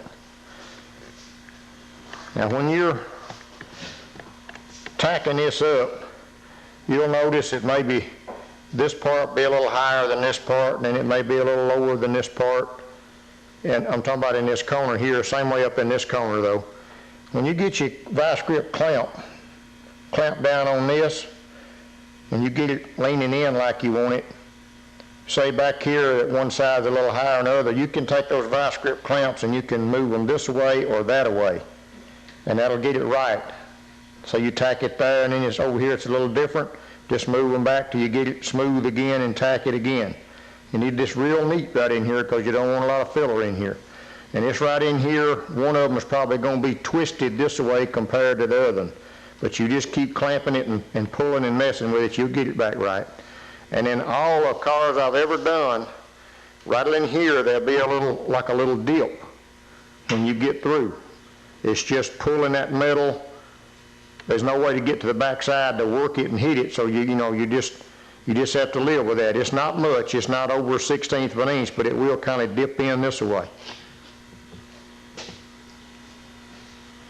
Now we've gone to the back here and tacked in this part here.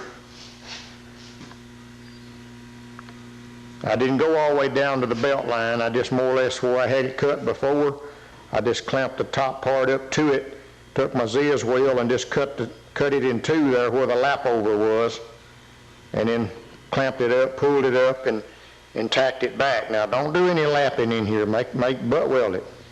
Because you go to lapping, you're just going to have more filler. And two, on a dark colored car, especially up on top of this roof, you do any lap over, it's just going to show up. Unless the work's so bad that you've got a 1/2 inch of filler in it, and then it's not going to show up, but that's not the way to use filler. Weld it in this little piece right here. Now, when I tried to, this dip rail is trying down, it was down in there, was down in there, and we had to pull it out this way. Well, in doing so, it's hard to pull that top out. And when you're doing it, this right in here is going to keep sucking down as you pull this out. But you just keep messing with it. On this case right here, I stuck a chisel down in there, or you can use a screwdriver, whatever you can get started.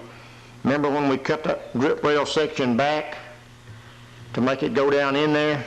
Just stick your screwdriver or something down in there, and the further you go with it, the more it'll spread it back out over there. You may even have to twist your screwdriver to get it like you want it. But get that drip rail area out where it's a butt weld. In other words, make sure you get this part out to make it one line. Now, like I say, you're going to have to work with it because it wants to get a little hairy. And then two, remember this was deeper right in here than it is up here. So we had to slice this out. I don't think I took out but maybe a 1/16 of an inch to make this go over to where it would meet this up here. I'm trying my best not to damage any paint below this belt line. Now back here, we will come down to the belt line here and go around here to where we cut it before. That's up in where the quarter seam is here. And we'll get rid of this part in here. Now while you're messing with this, when you get this one out here right, you leave that screwdriver down in there, whatever it is you've got in there to prise it out. And you go over and do the other side. You're going to have to do it the same way.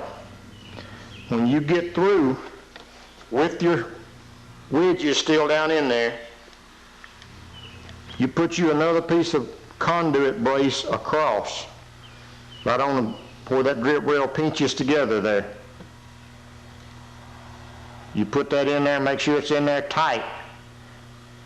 Because when you pull those wedges out, or screwdrivers or whatever, we don't want it to suck this quarter in below where we're working. And this here will keep it that way till we get through. In other words, we're going to have to slice this top 2 or 3 times on each side and pick it up. And when you do that, it's still going to try to pull this in. So this will keep it from doing that. But just leave that brace in there until you get the whole back window system put back in. Now when I started, I was trying to save this little rounded piece in the corner because I was wanting to show you, if you didn't have a donor piece, I was wanting to show you how to keep that and put it back in. Now if you have a donor car, parts car, whatever, that you can get this curve, this radius out of right here, you can go ahead when you make your bottom cut of your 4 inches you're going to take out, or how much you're going to cut your car, cut it along this leading top edge of this window opening. Cut it back that way, and then come up and get your 4 inches. Then you won't have to put in this little filler piece right here. And then when you get, you just cut this radius part out of another car. You lose your radius part on this car if you cut it on this top edge. It won't be enough there to make it flow in right. But I wanted to show you, in case you didn't have a donor car, what you could do here, because the older these cars get, the harder it is to find pieces from other cars to go in with. Now we're going to get the doorpost next. It's similar to the windshield. Now I'm sure you've seen a lot of cars that the doorpost slanted more than others. Well, that's partly due because of the amount of you take out of it, but I've seen a lot of them, they come up about here and cut this post and slant it.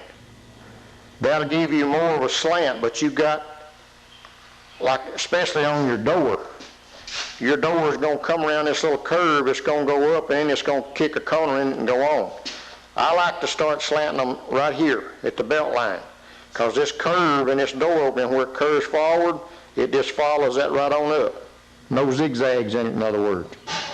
Now, this bottom piece, we're going to get in the center of the radius here, and we're going to cut it down to this point where your door gap is. Okay, now from this door gap over to the jamb area, you're going to have to cut your little pie piece shape out, because it's going to pivot at this point. Don't pivot it here, pivot it here. Okay, now on the top, we're going to have to take out a little pie piece shape right here from the center of this radius to this up here where your door corner goes. All right, and then from that part back to the center of this radius, you're just going to cut that open. And then what you're going to be doing is you're going to be pulling this post back. And this one down here, you're going to be leaning it forward. Now once we get those out of there, I'm talking about the opening now, the opening of the car after you get these out. We're going to measure from this point to this point. When we get that measurement, we're going to cut this down to make, in other words, we're going to put these two pieces together on the table. And in doing so, you can make this edge straight where your door gap is, and in two, you can make it straight where your window fits in here. That has to be straight. When we get those, we get them tacked, and we'll stick them back over here and see if we can get them in there. But you get those tacked together, check them to see if they're the right length, then you weld these together on the table. Even finish them out with the grinder, because that makes it a lot easier to get to. You put the whole unit back in there. Now we'll stop here when we get into that part and show you what we've done. And at this point, we're going to do both sides, but at this point, all we're going to do is tack these in. We're not going to weld them solid in the car. Because when you get back here and you start slicing this roof and picking up on it, this area right in here may have to move a little. Not much, but it'll have to move a little. And if you weld it up solid, you're going to put a strain on this X-brace. And when you cut that X-brace out, it's going to tend to jump over. Won't be over a 1/16 of an inch, but it'll be enough that it'll make your door fit different.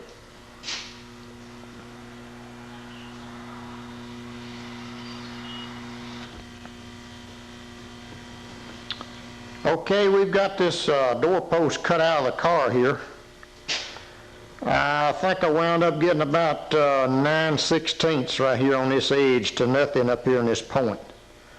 Now, if you don't cut out enough, and you can kind of stick that piece up in there and pull it back to, where it points this direction. If you don't get hardly enough, notice which one of these sticks down the furthest, either this side or this side, right on this edge.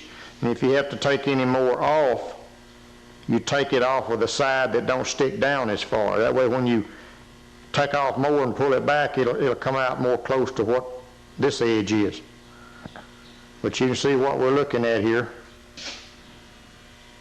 And remember too, this post has got to go in, and of course this one coming out is no big deal up there. It's pretty flexible, but this one here you got to trim off a little more back on the back side here than you do out here to get it to lean over that way as it leans forward. Now you see where this drip rail is. Don't cut up in the drip rail part where all this is put together. Don't cut up in there. Just cut right to the bottom of the drip rail. Now we got that out. Got everything ground off where we're going to be welding here, and done our pieces that we took out of here. We ground off of them too. Now there'll be some seam sealer up in here, so make sure you get all that out of the way, because that stuff, when you get it hot, it'll melt and start running. It'll run down in your crack there, and it won't weld good. Now this piece we cut out of here, we ground each end off of it and got it cleaned up, and I got it over here in the vise. Now I just put it back in there in the vise where the window would go, on that little pinch weld back there. And anywhere on this car, when you cut something out and say you missed a little spot weld, and like on this piece here, this little pinch weld didn't have a spot weld up in this area here, it kind of spread open. Go back and tack that together so it'll stay that way. Now when we took our piece out, by the way, this measured 14 inches from this point to this point. Well, we got our piece out over here and we put it back just like it was. We didn't weld it, we just stuck it in the vise back up flush like where we cut it. And it was 17 1/16 from this point to this point. Well, that tells us we're going to have to cut out 3 1/16 off of this longer piece here. So the 3 inches we guessed at in the beginning come out pretty close. Now what we'll do here, we'll take this piece out and we'll measure back from the end, 3 1/16, scribe it. Over here on this corner, mark back, scribe it. Down here, mark back, scribe it. And you follow that tape, put your tape around there just like you did in the beginning, and follow that tape line, and when you stick it back up here, everything should be squared up. Now while you're doing that, like I say, you're going to tack this in place, say on 3 or 4 corners, and you're going to bring it back over to the car and stick it in there and see if it'll fit. Okay, any minor trimming, I'm talking about a 1/16 of an inch, well, of course, you could just knock it off the tip right here, be okay, but don't get any carried away here, because you're going to run into problems when we start rounding these corners out. But when you put this up there to line it up and put your tacks on it, this little pinch weld back here where your glass would fit up against, make sure that is a straight line. Put you a straight edge against it. Also, this corner here where your door gap is, make sure it's a straight line. I don't mean it's going to be curved out in the middle and in at the top, but I'm talking about the way the door is going to fit it, up and down. Make sure that's a straight line. So we'll cut that and spot it, and when we get it where we like it, we'll go ahead and weld this up right around the center, and we'll grind it down. And we'll stick it back in there as one piece.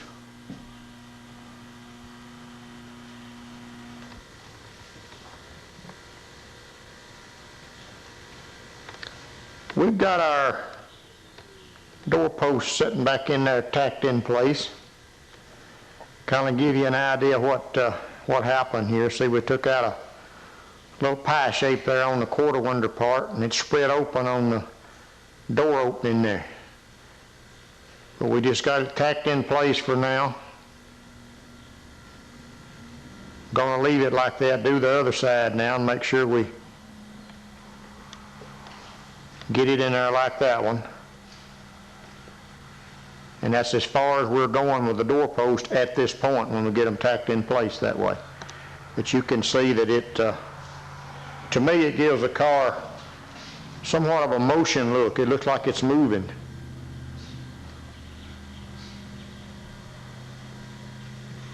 This adds a little touch to it there.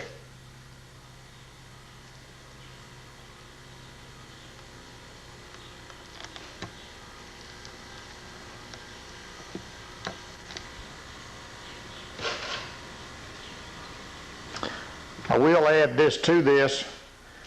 If you are going to use your quarter window, I'm talking about it roll up and down and be functional, it'll be easier if you don't slant the post to get it to work.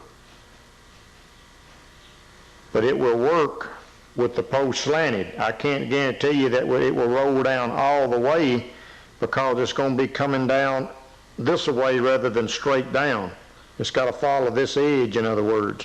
And that's going to put the regulator at the back or your glass at the back going more toward the wheel tube rather than down more to the front of the wheel tube. But on this case, we're not going to use these quarter windows, and we're not going to put the little vent window back in there either. We're just going to put one glass in there. But I'll show you how you need to do things to make that work further on down the road.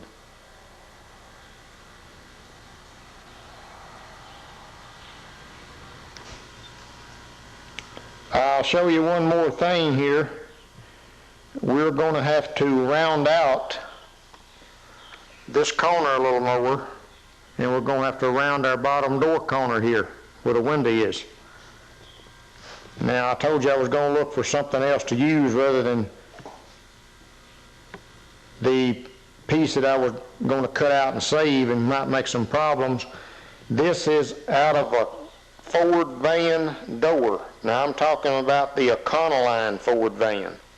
63, 4, 5, 6, 7.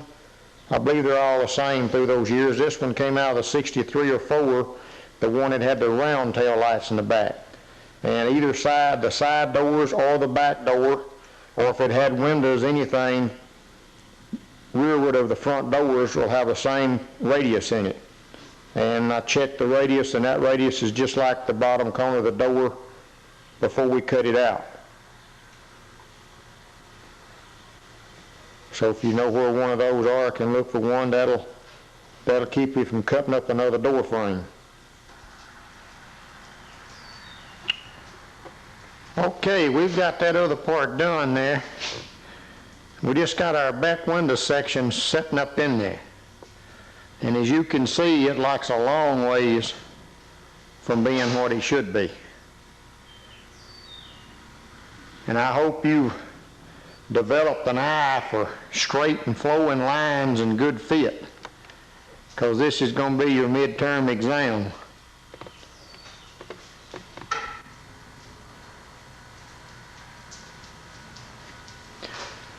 Well, since I showed you that back window section laying in the car,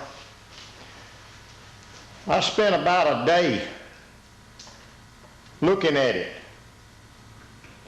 And I'll back up here and show you just a second, but you know, when we set this top back on, we moved it forward to meet that windshield post. In fact, we moved it forward about 3 inches. And when I laid this back window back in, you know, I had the back of it touching down here where it was touching to start with. And I was going to add a piece across here to make where the gap would be. And I went ahead and sliced the roof a couple of times. I'll show you that closer in a second. Put that in there and jacked it up, and the more I looked at it, I just didn't like the flow. This car, being a sedan, It's got a long area right through here where there's not much of a curve. It's just more or less flat. It's not flat, but it's got some curve at the front, and then it seems like it goes, and then it curves here. And I had that back window laying in there all the way down this way, and it seemed like this top just went forever. And this area between here and here was real thick. It looked more like a station wagon to me than it did a sedan. So what we're going to do here, we're going to cut us a piece of metal to go between here and here. And we're going to keep it on this line. Now we're not going to attach it to the window because it'll come down too far. We're going to flow this line on up. And I'll use 18 gauge to do this. And I'll cut it where I can get it in the car, but slip it up underneath this. That way I can clamp me a flat piece of metal both to this and the piece I'm going to put in, and do that 5 or 6, 7 times across there. And I'm going to bring it all the way to about where the grip rail was to begin with. And I'll scribe that off for that cut. And then, I don't want to confuse anyone here, I'm going to take a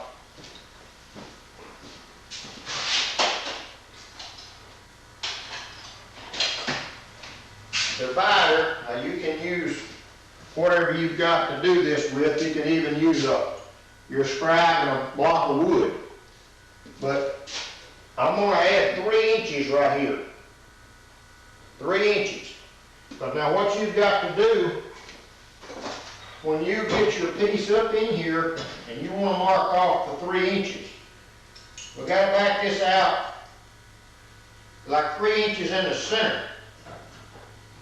Now when you come across and you're marking that, you've got to mark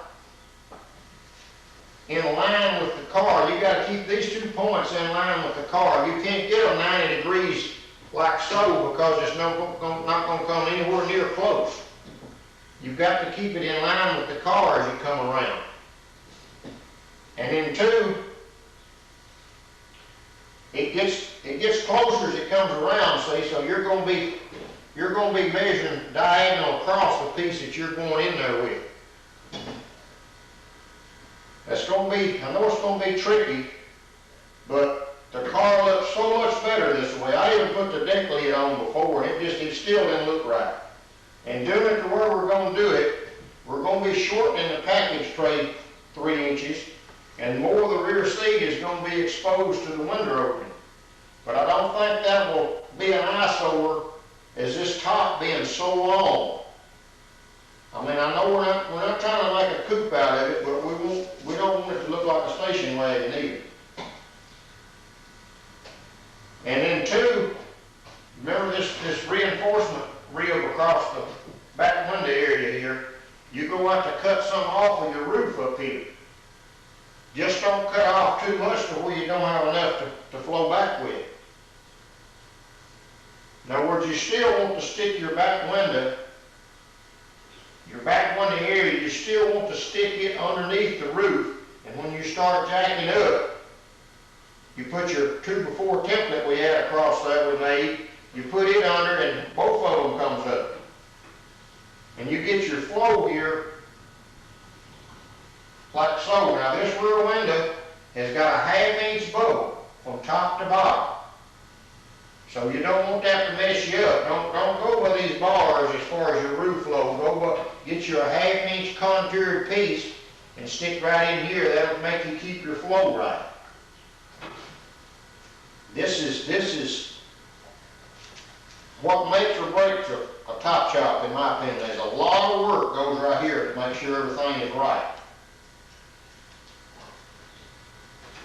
I just hope I'm not confusing anyone here, but it's going to be a lot nicer look to it if I have it down here than it is up there. And then 2, remember me telling you just a minute ago that this top had a lot of roll right in here from up there back this way. By us leaving it down here, it had where this came together, it had a curve. It went in this way, like so. And we was gonna have to slice this top another time up through here to try to work that out of it. Also, this back window part, it tended to go in this way too. And we may still have to slice it a time or two to, get the flow right, but I believe it's gonna be a lot less work up here if we do it this way. And I know it's gonna look a lot better. But I'll take the camera down and go around and show you where I've made my cuts and slices and all this stuff. And all these cuts that you've made, deburr that edge. Because that little raw edge sticking up there, when you put your piece in here, it's gonna keep you from getting it flush. We're not overlapping anything here. You'll think we are in the beginning, but before it's over with, you see there's not gonna be any overlapping done. That just calls for more filler, and it'll show up later on. Especially if the car's a dark color out in the sunshine, you can see exactly where every weld is. Because if the metal's that much thicker, and it reacts to the hot temperature different from the thin stuff.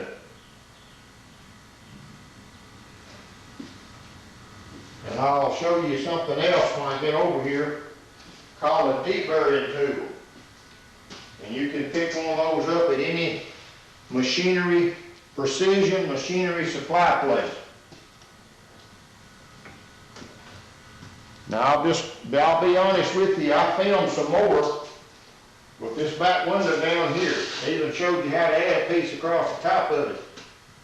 But I just backed up and done away with that. I know I told you in the beginning it was like it was happening, but I got to back up on that. I just didn't like what it was coming out to look like, and I just backed up and started again. I'm not in this to see how fast I can do it.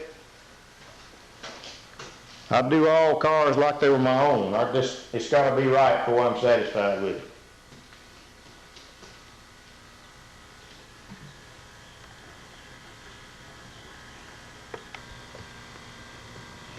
Now we'll go more into detail here. I ground the paint off here before I made my slices. It's a lot easier to grind it that way than it is after you cut it. And I started out, this one here I think is 26 inches long. And I started out like 4 inches up from the grip rail. And then it got a little wider as I came back because I didn't want to come right down in this corner.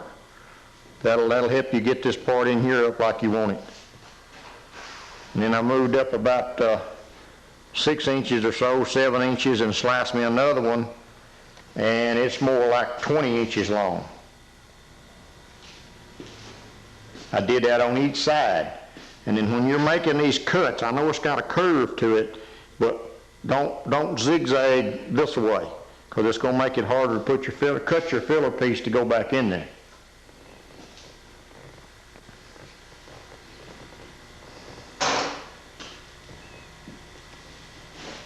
Now you remember those scribe marks that we made in the car in the back window section before we started cutting anything? When you put it back in there, you line up those scribe marks. And another thing, you get back here and you sight the top of this window opening on each side with the bottom corner of the windshield. In other words, you come up and make sure both of them disappear at the same time. Now this car in the beginning, this one I could see about a ½ inch of light through there when this one touched. I'm getting some of that out, but it wants to start fighting me to get it all out. And then another thing, you've got to make sure when you put your contoured 2x4 up in under there and jack up, that you put it in the center of the car and put your jack in the center, because if you don't, this side over here will come up higher than this side will. So you need to make sure you keep that right. I'll move around and open the door and show you the contoured piece on the inside, how it came out there.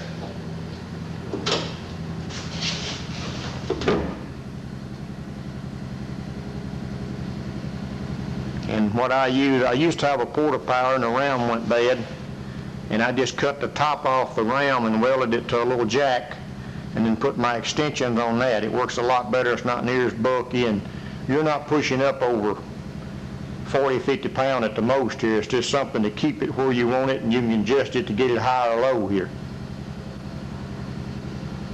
But the flow of this roof is what makes it. You can get it too low or you can get it too high.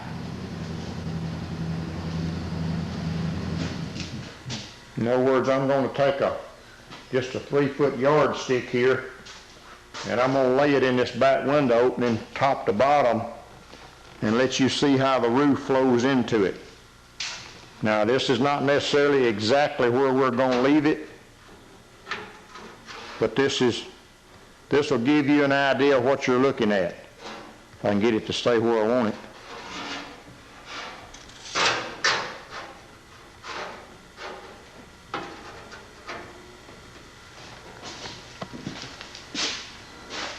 Now, the 3-foot yardstick is straight up through there, and you can see how it's not touching the roof up here. You wanted that one there is up about 2.5 inches up there, 3. I'm talking about from back.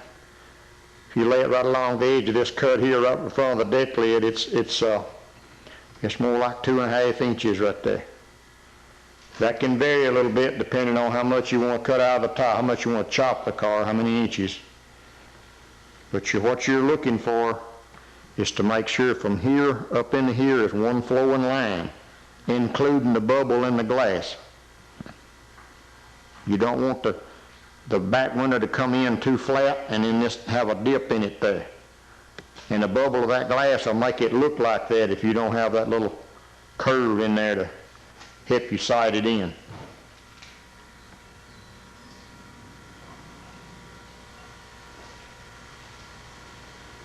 Now you can see we're going to have a space in here, but we'll pull this out to make it come to it. And of course, I cut the piece out of here and got all the way down to the belt line. But there's going to be some work right here. 2 or 3 days of work.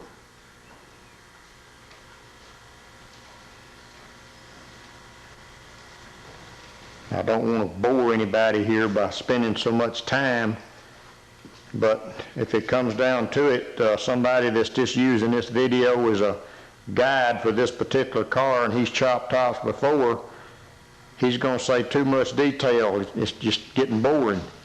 But I'd rather hear him say that is to have a guy that's never chopped a car before say that you don't go into enough detail. A guy that knows what he's doing, he can fast forward through some of it.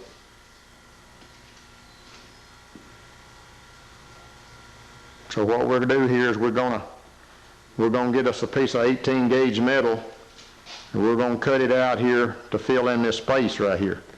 Now, by this window being tilted over, it's going to touch our piece here in the center, but we're going to let it go in under it, in the front of it as it comes around, and then we'll trim this off later on down the road where it tucks in under there.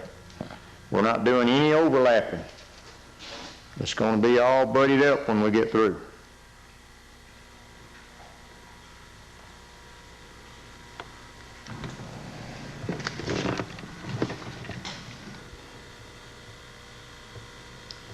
Came up with a thought here that might make it a little easier for you to make this piece in here between the back window area and the deck lid opening. I took me a piece of cardboard and just roughly cut it to where I could get it in there, and then clamped it down. Now remember, you got to keep your cardboard going the same direction the metal is between the deck lid opening and the back window area. Clamped that down, got it real close there. And I got up on the bottom with a magic marker, like an ink pen magic marker, the fine tip ones in other words, and I will come around through there and mark that off. Now what I'll do now is I'll take that cardboard back out, and I'll take a razor blade and I'll cut it along my mark, and when I go back up there with it, I'll just, in the center, I'll just slide it forward 3 inches. And of course you got to make sure you get it in there this way, don't get this side ahead of that side. In other words, I stopped where the drip rail used to be. I stopped right there, so we'll make sure that's forward 3 inches on each side. Then we'll mark it off again, and then that piece there will be the template for our piece of metal. Now take care to make this real good, because the closer you are at cutting this, the better your piece is going to fit, and the less crack you'll have to weld up when you start welding it in. You kind of get an idea of the roof there where we sliced it. Don't think we're going to have to make these other 2 slices here since we moved that back window forward. I believe that's all going to work out pretty good. It's too soon to tell yet, but I believe that part's going to be all right. We may save this car yet.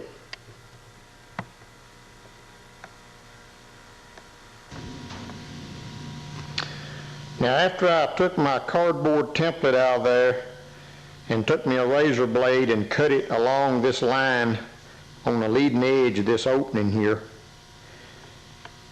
I took that and laid it on a piece of sheet metal and cut the side next to the window.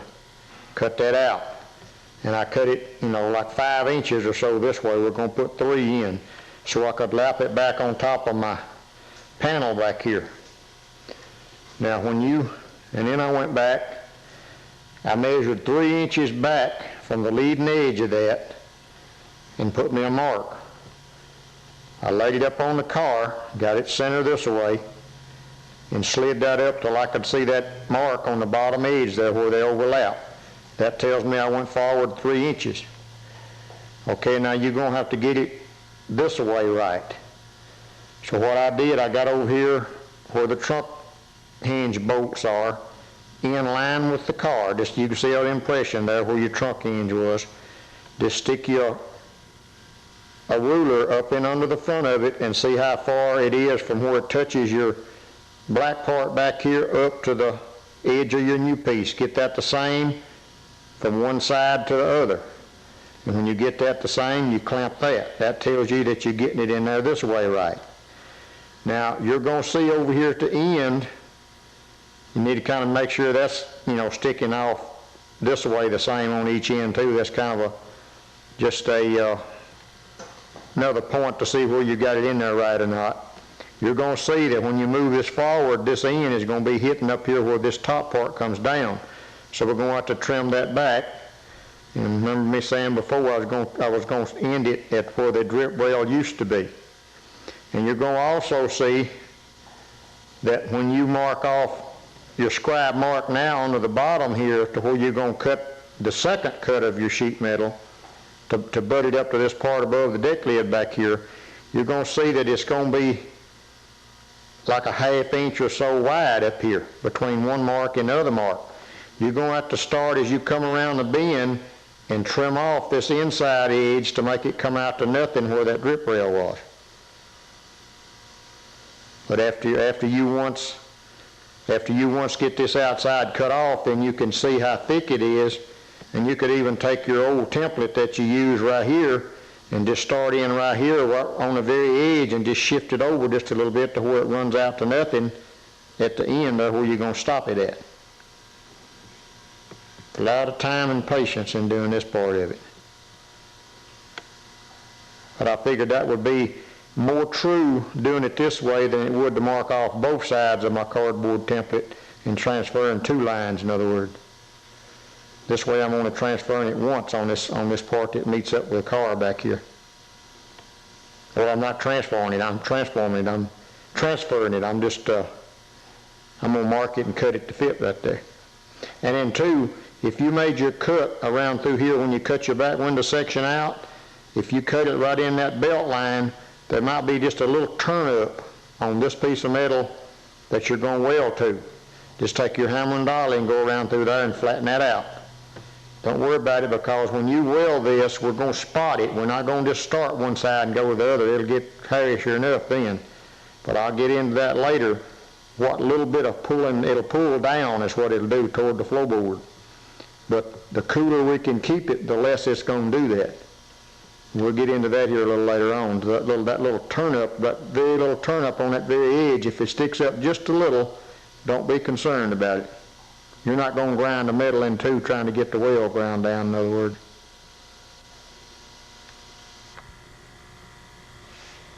I've got my template in place here.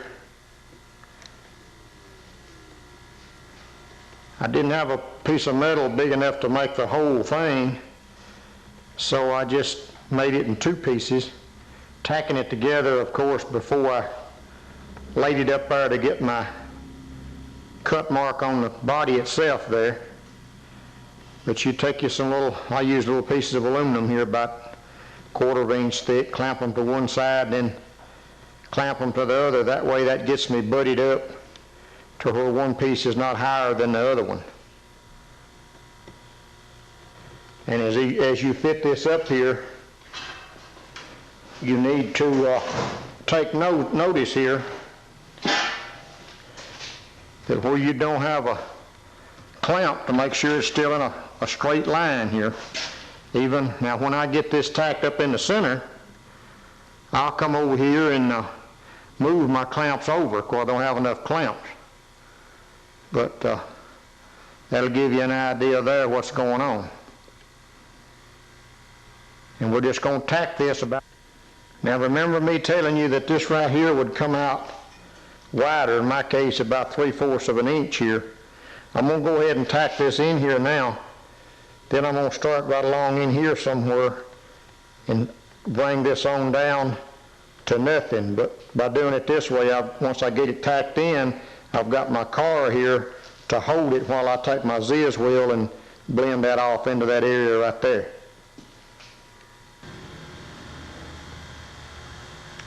Okay, I got my filler strip put in across there.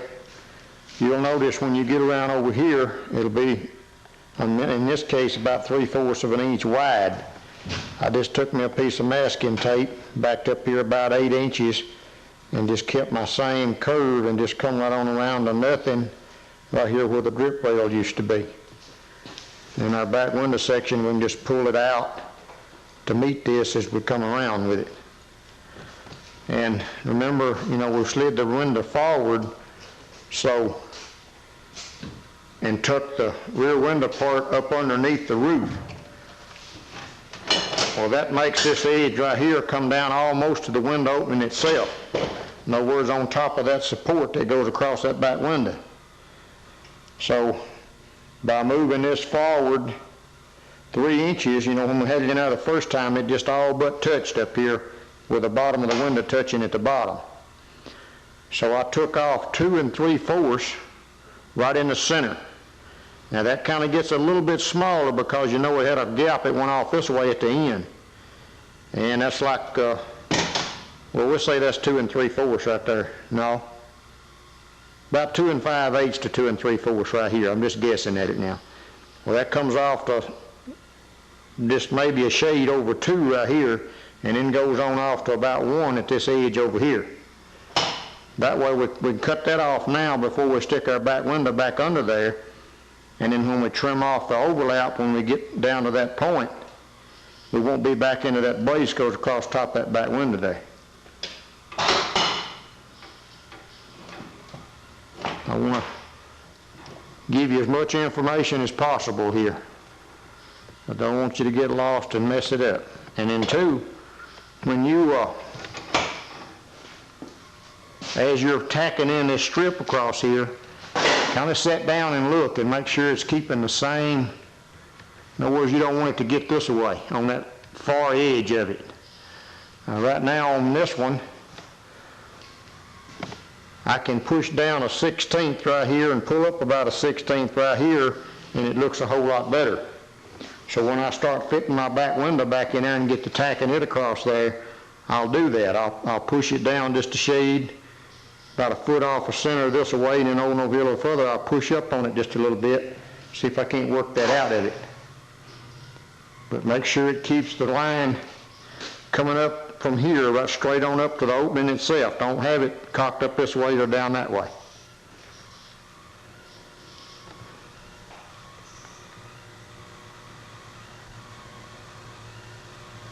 And I was going to show you something else a while ago, and I must have cut my camera off before I stopped the videoing of it, and it backed up on me and cut off what I was going to show you. But this is a deburring tool. You can pick it up at any precision machinery supply place that sells milling machines and lathes and all this stuff. It's about the size of a pencil. In this case, you can get them with a bigger handle. It's got a swivel head on it. Now, I'm doing this kind of backwards here in my left hand, but you can put it on a edge of a piece of metal and just pull it down it like that, and that little rough edge will just roll right up, just like you were shaving off wood. It'll pay for itself in Band-Aids.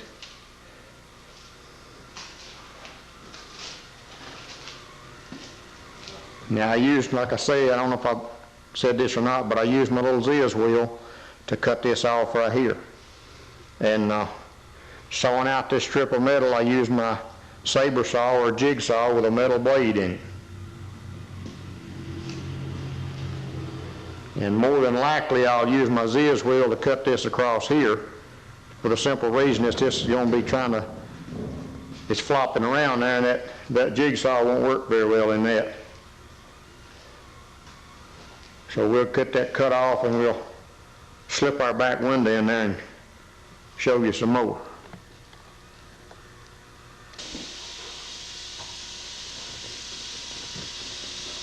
Now we've got our back window area sitting in there, my back window frame, I mean.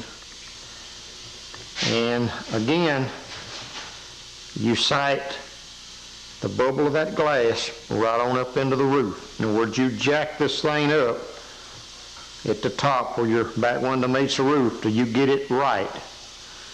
You think you got it right? Go up another half inch and look at it. See how much it affects it. Go down a little bit. Just play with it up and down till you're satisfied that you've got a good flowing line right there. And before I did that, really after I set it in there, I butted this back window opening to the piece I put in, butted it against it, didn't tuck it under it, just butted it right against it, flush, right in the center, lining up my scribe mark there.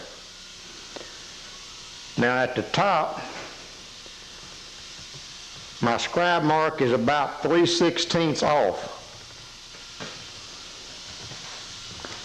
And it done this the first time I put it in there, before I added my piece at the bottom, and it's doing it now. It just wants to be there. I reckon if we got one windshield post tilted just a few thousandths more than the other one, that's going to make his top kind of do this way. And that's the way it wants to be.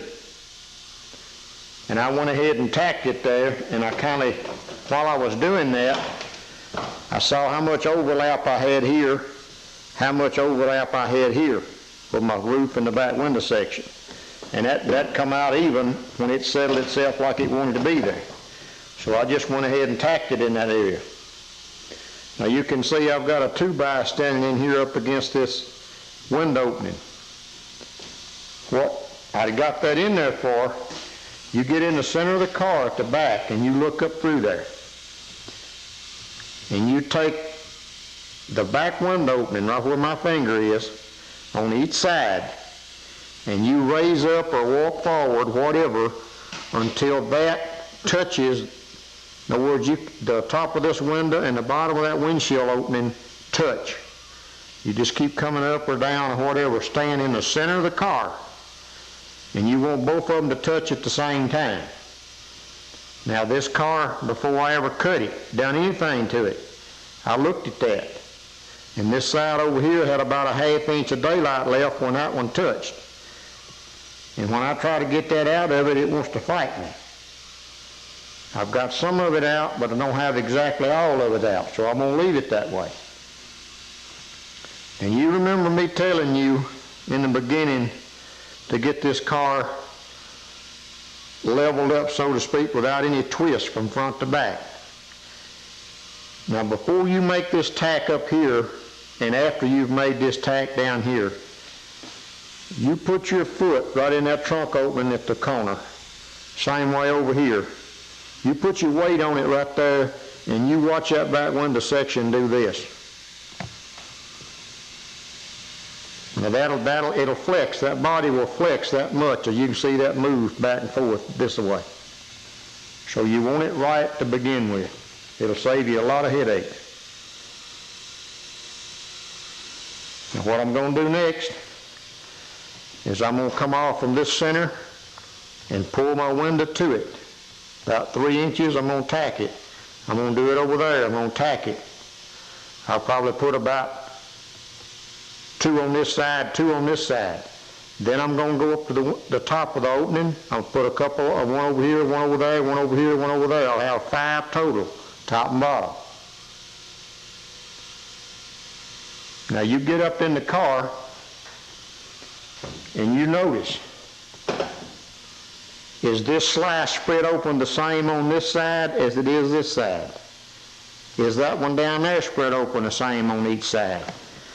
Is the space between your back window opening and the outside of the car the same on each side? You start noticing all that stuff now. Now once I get out, tacking on out each side, once I get out to say here and here at the top, that's as far as I'm going with that part up there for right now. And I'll take this one and I'll just keep stepping side to side and I'll just keep pulling it on up over to say a little bit past the trunk hinge. Now you look at it across this way and you'll see your flow there. You squat down and look at it up this way and see if that flow is the same or if it's tucking in here and tucking in here. That's why I'm only coming to right here when I tack this in for now. You'll also notice up here at this second cut, not the one next to the drip rail but the next one, the top will be a little bit lower than this piece next to it. When you get out close to this end over here, I'm talking about 8 or 10 inches from it, before you tack it, you put your hand on the bottom and you push that up. You push it up a little bit above this other piece. And then when you tack it, and it cools just a second and you turn it loose, it should come down flush with this piece. I know that looks like it may be minor to you, but if you can save 1/8 of an inch of filler, you saved 1/8 of an inch of filler. We want this car as perfect as we can get it before filler is put on it. But just keep double checking yourself and keep looking and keep sighting. Make sure everything's going in straight.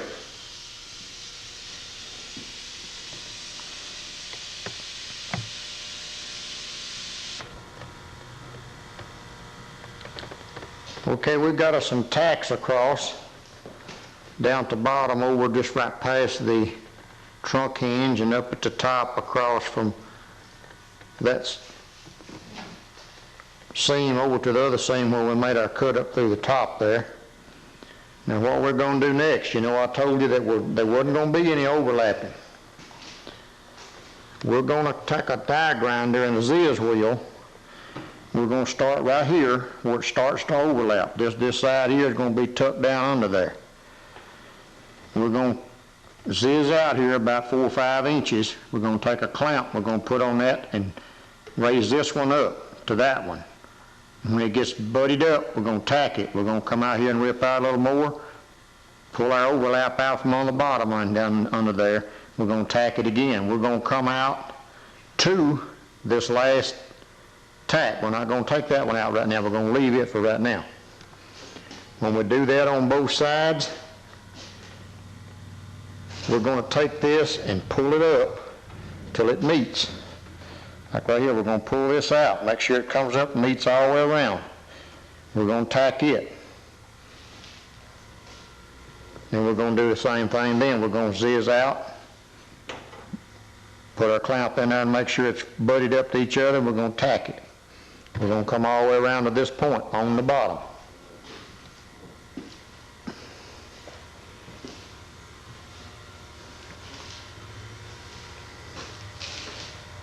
But just make sure you keep looking at it. You can squat down and you can see if your piece you put in the window opening is a continuous flow from one side to the other there. You don't want it to be cocked up higher over here than it is over here. Just keep looking at it.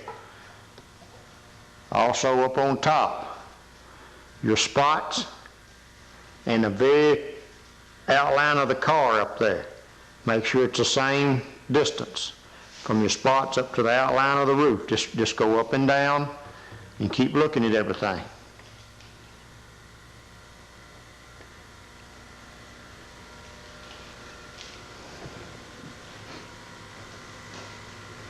We're going to get this overlap out here and tack this over all the way out to the end on the bottom part of the window opening.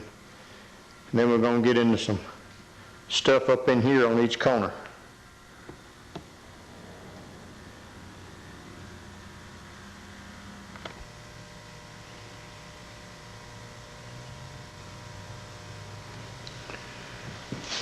We've gone ahead and got our lap over out right here. Got it butted up both places. Started fooling around this area up in here. You'll notice on this other side, I've got a 2x2 sitting in here. It's against the floor, wedged up in here. And I had to make a relief cut in the window section on this area on both sides because it wanted to go this way. It wanted to go down right here. That was the way it was to start with. So when we put our 2x2 up on there and pushed this up to where it looked good, the flow looked good going down, it opened this up. I mean, it didn't open it up probably at 20 thousandths, but that was enough to get us where we wanted to be. And then I got a clamp. I did that on both sides. Now I put a 2x2 in both sides and push that up. And what you do, you've got to hold this up right here somewhat to make it right. And you just kind of look down this way, and until you squat down and look at it, let this be in the outline of the car, and you look at the flow of it. And then over here on where this clamp is, you put your clamp in there, you get a hold of the clamp, and you pull up. And when you pull up, you'll see these two pieces spread right here. You pull that up and clamp it tight so it'll stay where you put it. Then you've got to look at it again. Get up in your door opening, stand up in the door opening and look down and make sure that flows all the way. It don't come in here and go down in this area. You got to keep that up to where it'll be a flowing line. Just keep working with it, keep sighting it. And you look across this car up in this area. Right now, the two pieces are coming this way. It's a 1/16 of an inch dip in it right here where these two pieces meet. We're not going to worry about that right now because we've got it lapped over. We'll take care of that when we cut our lap over out. But you just have to get you some 2x2s and cut them the right length where you can just wedge them in from the floorboard up, and the more you wedge it in, the higher it pushes the top of the roof up. Now what we're going to do next, this is a 1/8 inch piece of aluminum, thick I'm talking about. It's roughly 1 inch wide, a couple of feet long.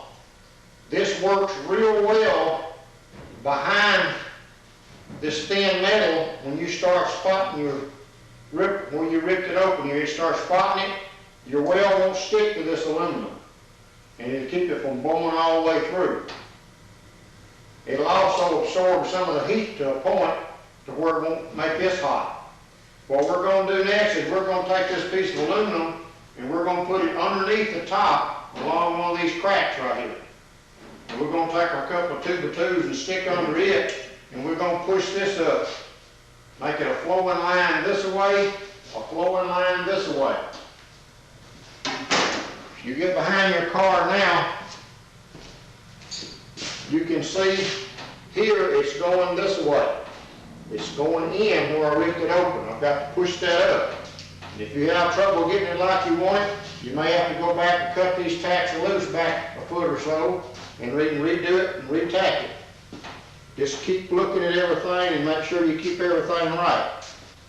Also, you get right in the middle of the car at the back, you squat down. And you just keep looking at where you spotted it across the back there.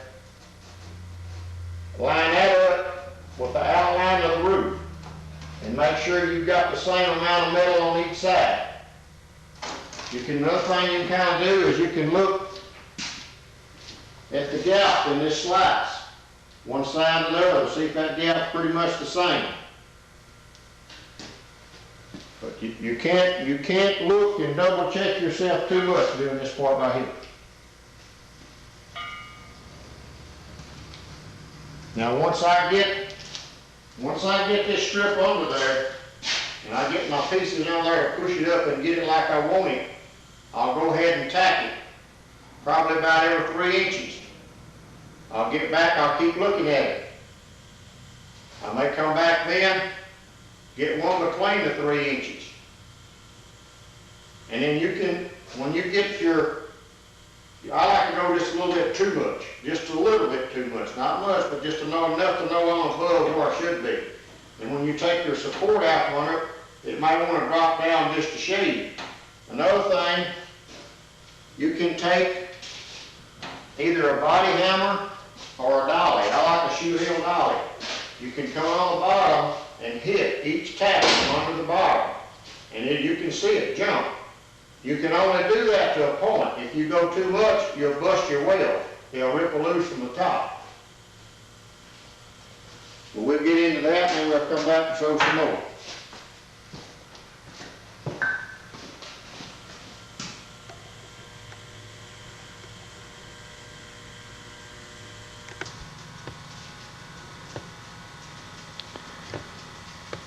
We've got this side here tacked in place.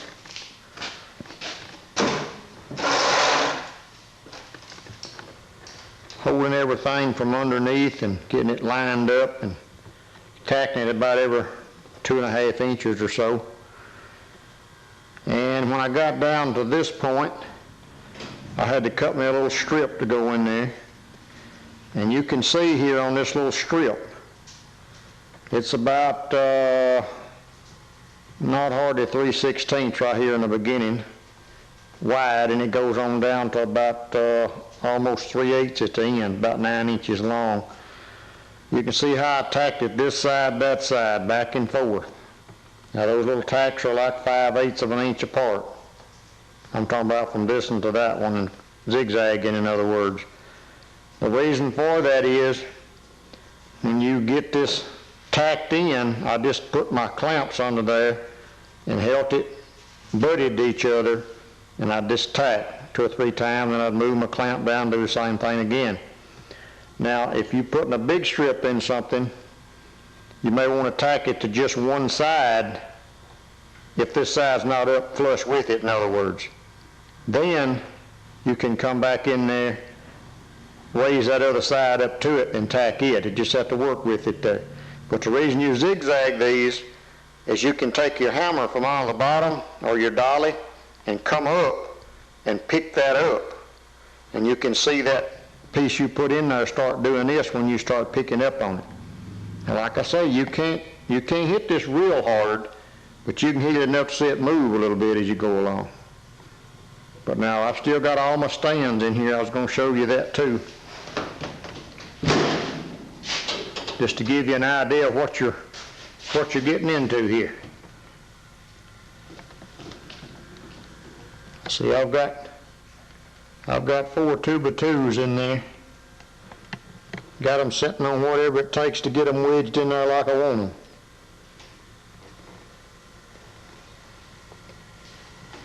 But you'll just have to, you get up in the top, you sight down, make sure it's a good flowing line down through there. You squat down this way, you look up this way. Make sure it's a flowing line. Don't want it too low. Now that's as far as we're going with this side. we'll go ahead and get our pieces out. And if it needs picking up any, because we've got this aluminum strip under here, we can hammer each one of them just a tad. We're going to go over on the other side and do it the same way. And when we get that side in and get everything out from inside the car that's supporting it, we can fabric a piece to put right in here on each side. Now this is still lapped over at this point. This is butted because it's spread open. This is lapped over. Now then, when I was starting to put this window in the first time, with the window meeting back here where we cut it in two, 3 inches further back, I had to spread this open about 3/4 of an inch to get this up high enough. And by moving it forward, that let us relax this much to where you don't have a big strip at all there. In fact, I can weld this one all the way up and never put a strip in there.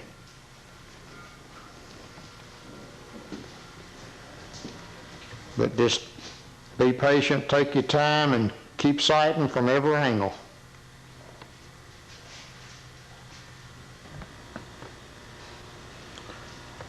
We've got our tacks closer together on everything here. Got our side pieces put in and doing all this other stuff along, and got our package tray welded in, and kept going, making passes across here and getting our tacks closer together. Just completely welded that up before we quit there without getting it too hot.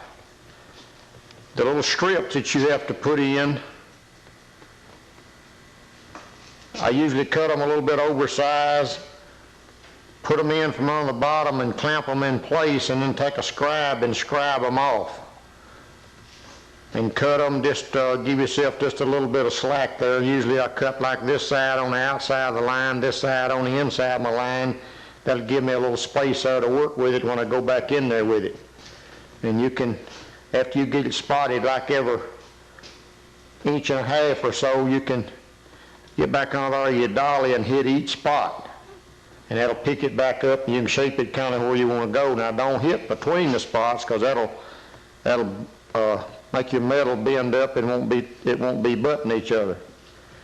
And to cut these little fine strips, the best thing I found to do it with is just a plain old bandsaw.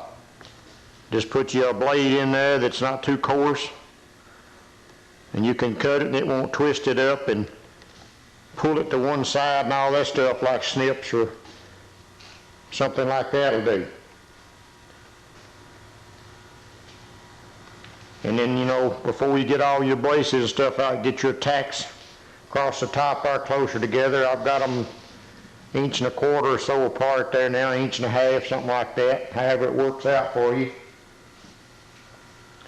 And then when you get down in here and you can't use your dolly to hit from the back side to pick it up and shape it like you want it, take you a long punch or a screwdriver or whatever and a hammer and put the end of your punch on the spot weld and then hit the punch.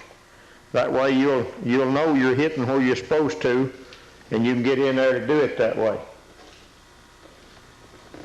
After I got everything tacked up there, I went ahead and got my lap over out.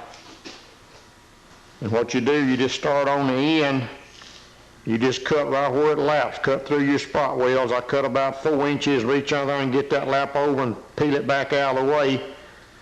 And then you can get these two pieces butted to each other, tack it, and then take your dolly from on the bottom and slap it up. You'll be surprised how much it'll jump up when you do that. And you just work your way on across, just about 3 or 4 inches at a time, keep picking it up and tacking it and lining it up. And we've got everything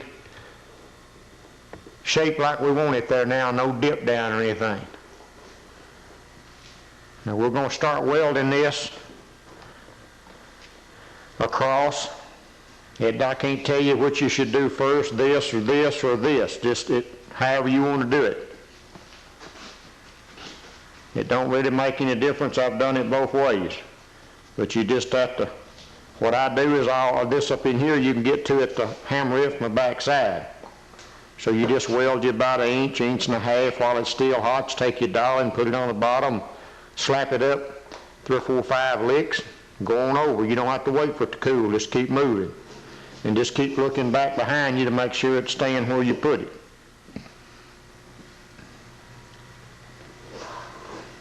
So we'll get that welded up. Then we'll do some grinding and get all this down. When you start grinding, don't localize and get it hot. Just make a pass over it, go to the next strip, make a pass over it, go across the top above the window, pass below the window, and then go back and start over again. Just don't get it where you can't put your hand on it. It'll warp with you if you do that.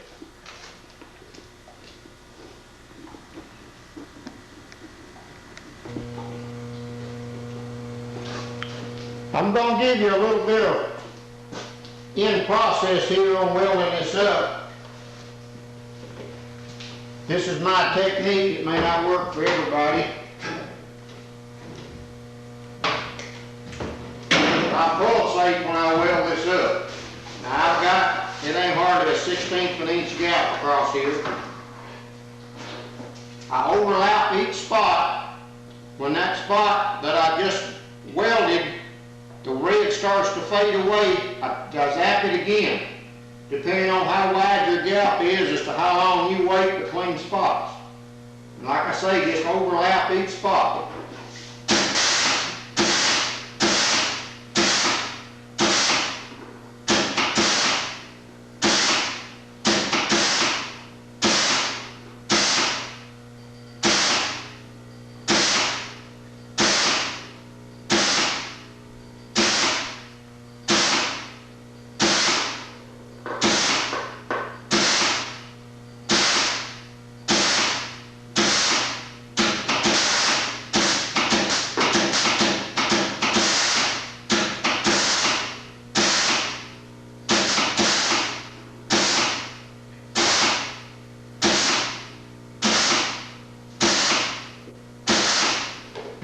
I just welded about 2 inches.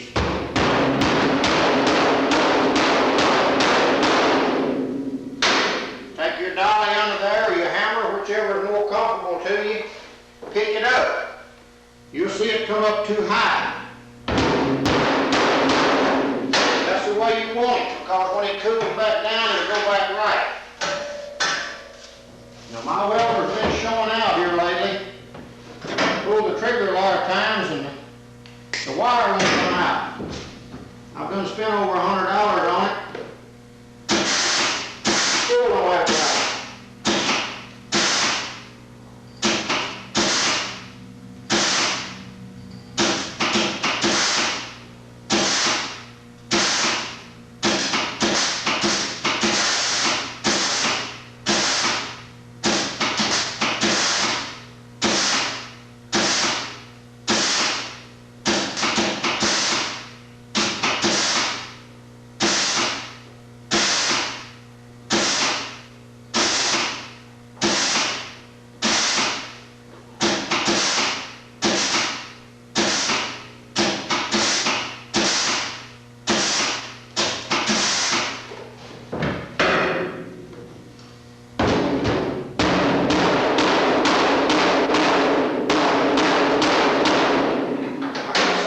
Be a hump right there where you just welded. But as it cools, you look back where you have welded already, that hump won't be in it anymore. And you can't just keep on beating it, because you do, you'll break it loose. Make it brittle. So that gives you an idea how you can go about welding that up. And like I say, you can just keep on going one side to the other. Don't have to stop and let it cool.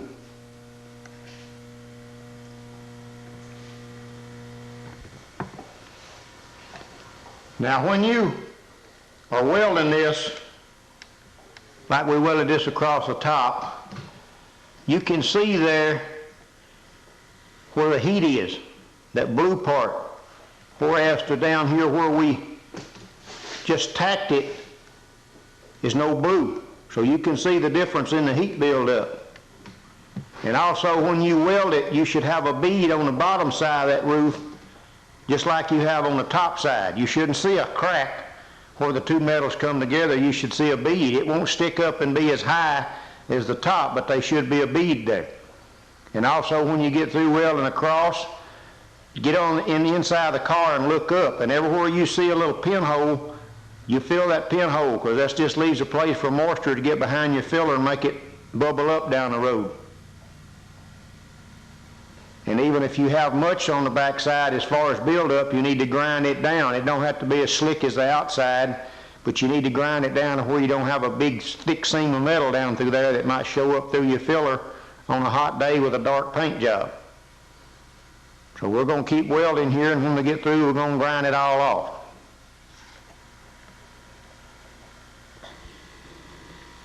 We got our back window roof section all welded up here.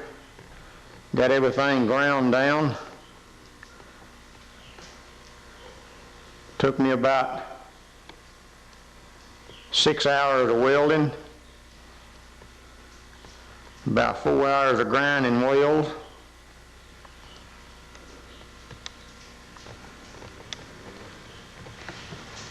What we're going to do next here is we're going to work on this slanted post right here. And you can see up here at the top, we're going to just have to weld this up right here. Of course, we're going to trim us a little piece out of this old van window we had to go right in here to make this more rounded. And now down in the bottom, you know, where you cut it and spread it apart there, you're going to have to make it 2 slots. Now what I mean is this piece here is going up this way and this one's coming up this way. So you're going to have to cut you a slot, one right in the corner down there where your Z wheel, and one out here on this corner. You got to push this piece down, you got to push this piece down, take you somewhere like a 4-inch diameter circle, something close to it, 3.5 or 4, worse about what it took on this one. That'll vary on how much you cut in the top, but just set it in there and make sure that's a flowing radius right there. Now what we're going to do is we're going to tack, when we get it right, you'll tack it here, tack it back here. And then you're going to have to fab you a piece to come up through here and go in. Now as you do that, make sure these 2 pinch welds right here are in a straight line. This one can't set out ahead of that one. If it is out, you can just pull it over, bump it over, whatever, and when you tack it in this area, the going in part, it'll stay there.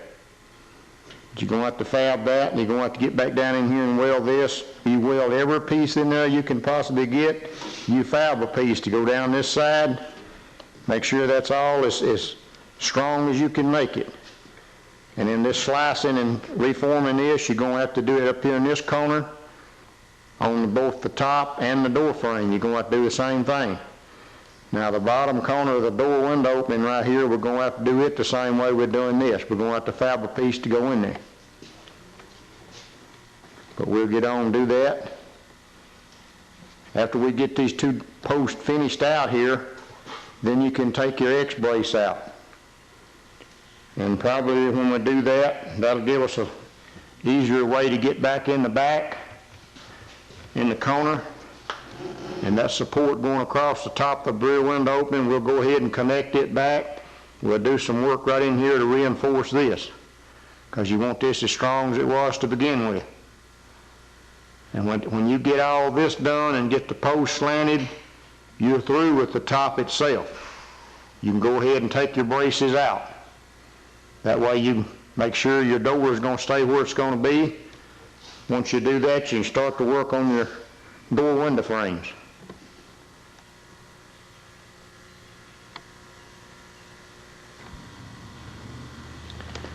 When you're rounding out the corners on your doorpost here, and then back here in the back of your quarter window, it'll still be the same thing. You've got to cut you a little flat piece to kind of bridge the corner right here. And you've got to cut this little piece from this other old door window frame we were telling about and fit it right in there. And make sure this edge right here is just flush with the outside skin. And of course you got to weld it all the way around, weld it in this corner, weld this up solid too. And when you get all this welded up, then you can grind off the edge of the little filler piece right here and blend it all in.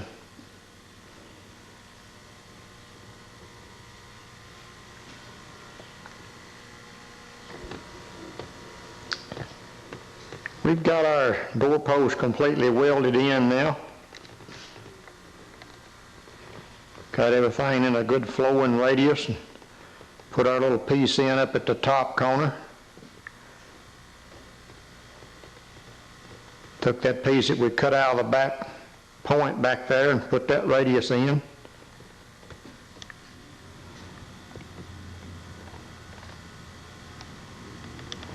Makes everything a good flowing line. You don't have any, looks like unfinished points there.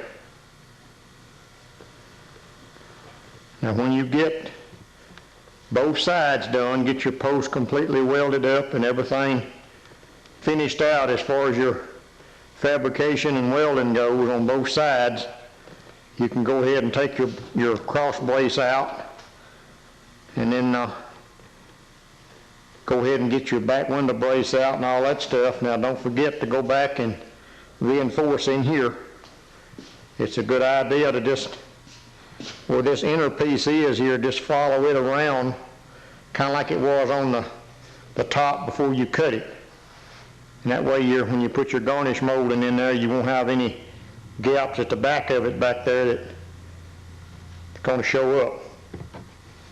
And then too, you need to reinforce it there and get all the strength you can back in it.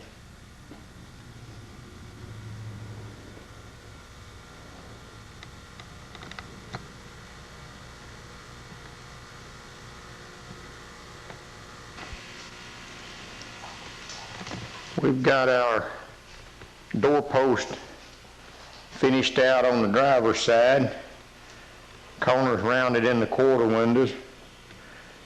And after you finish your doorpost, you can go ahead and cut your X brace out. We cut that out, and then we went back here in the back, took a piece of what we cut out back there in that corner and run that vertical piece up and down through there and put the little brace back across above the back window. Braced up the drip rail area just a little bit. And then we cut the braces out from back there as we worked on that. If anything moved back in there, it wasn't over like a 1/16 of an inch. Then I cut the braces out of the back window opening. Nothing changed on the up and down part. Across this way, it jumped open about 1/8 of an inch. So that's a 1/16 inch on each side, so we can't complain about that. Then we just shot us some black paint on there till the fill work can get done. It won't rust in the meantime.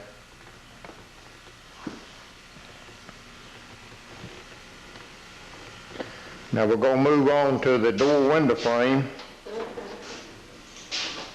Get that taken care of. First of all, we're going to take care of this right here. And what you're going to have to do, this is probably too close to your drip rail. In other words, it gets tighter as it comes up. So what we'll have to do in the center of this radius, we'll have to cut it down to this point. Also, it's going to have to go in that way. So you're going to have to cut out a little more on this side so it can go over as it comes back just a little.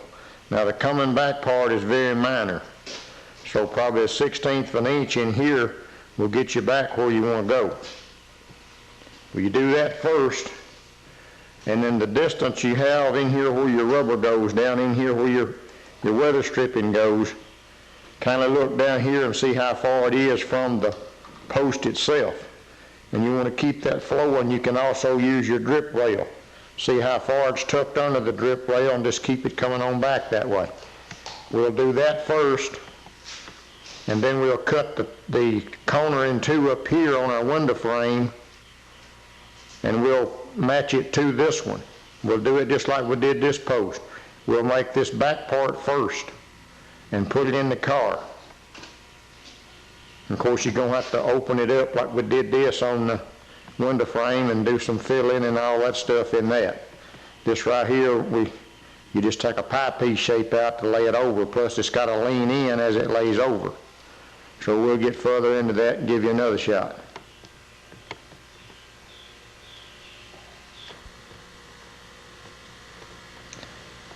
when you get this back part of your door window frame tacked in place up here, you're going to notice on the inside that it's going to be a little bit forward of the door part. So just take your Ziz wheel and slice down in through here about an inch or so and bump this part over and make it line up right. They all do that, so don't get alarmed.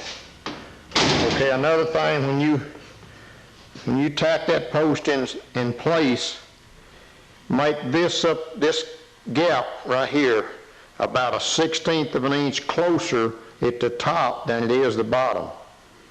Because when you get through welding all this up to this part going this way, it's going to pull it just a little. So make that just about 1/16 of an inch closer. And I usually go ahead and weld out this part right here, keeping this like I want it, both in this way and this way, because that's just less drawing it's going to do when you get to that point. And then we've got our front notched back through here and across, pushed in, leaned back, and got it running with our drip rail. Got about the thickness of a 5/16 nut there, about a 5/16 or a quarter, something like that. You want to keep that even all the way back as much as you can. Of course, you want this right here to fit flush, but you don't want it too open to where you're going to have wind noise and a leak in there. And you're going to have to do this up in here, like you're going to have to slice it in this corner, slice it out here, do the same stuff back in here, just like you did this one, to make it all come in a flowing radius right there.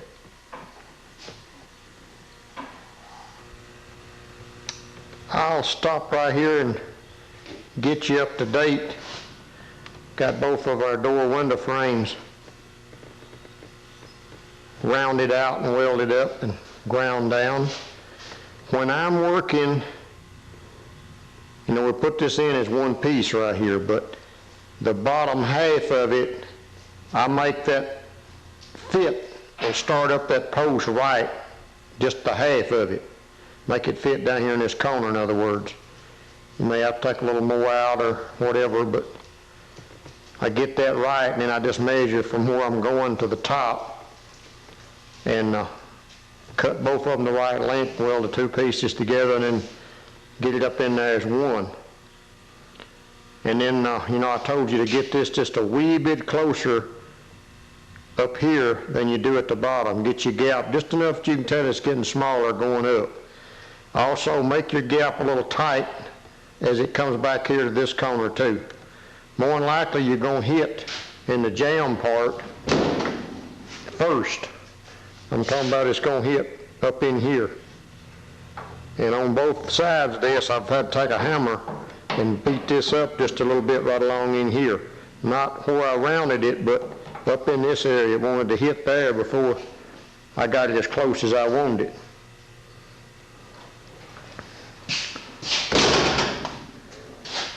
And I've got a couple of the window moldings done already for the other side.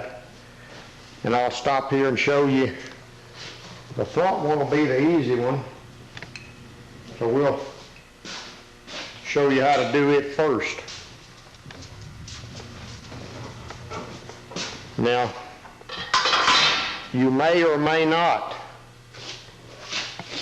have to slice in here to pull this back just a little. It won't be much at all. One side I had to just make like a 1/16 of an inch cut, and the other side I didn't have to do anything to. This side I'm not going to have to do anything to. And then at the back, you have to cut where your door comes up, and you slice down on your Jordan and make everything blend together. Just set this in there and see where that comes to before it starts turning. And you got to go from there out. I think I took all up in this distance here, wasn't 3/8 of an inch, I don't guess, and I went ahead and cut this corner out before I did that. And you can see what took place there. And then in this piece right here you put back in there, you may have to trim out a little bit around the door lock hole there. And then on the back side, you may have to trim just a little bit off of each corner to make it line up right back here where your window's going to be. And when you get that slanted like you want it, and it fitting going up the jamb of the door right, there'll be a hole in your door right here at the front.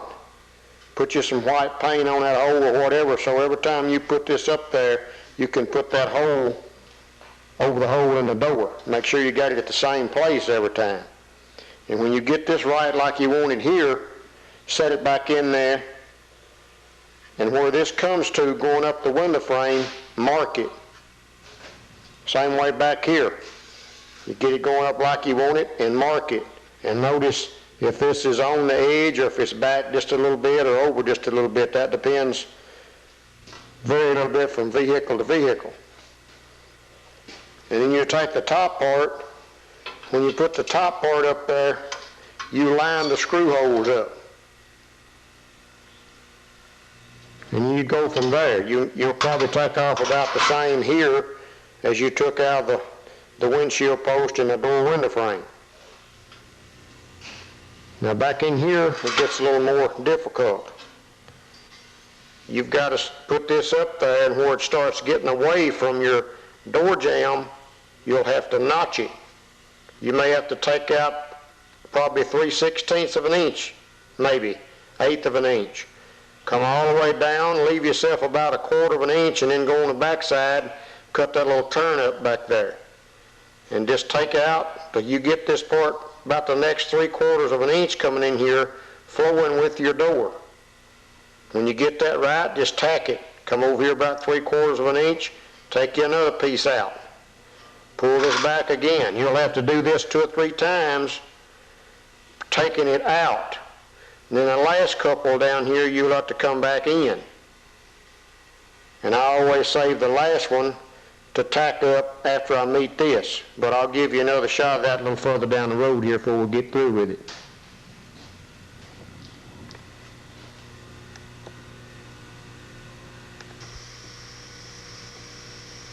Now, in case I lost someone on this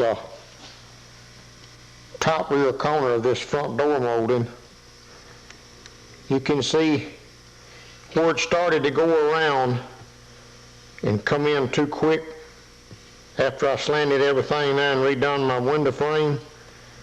I took out a little more than 1/8 of an inch here. And what I'll do is I'll push that together like so, and I'll tack it. And I'll move over here about, say, 3/4 of an inch. I'll do the same thing again.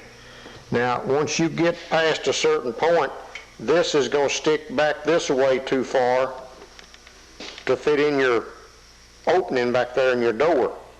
So then what you'll do, I did the other one already, so about every 3/4 of an inch. These last couple, or maybe 3 here, you'll just cut them and pull it back this way.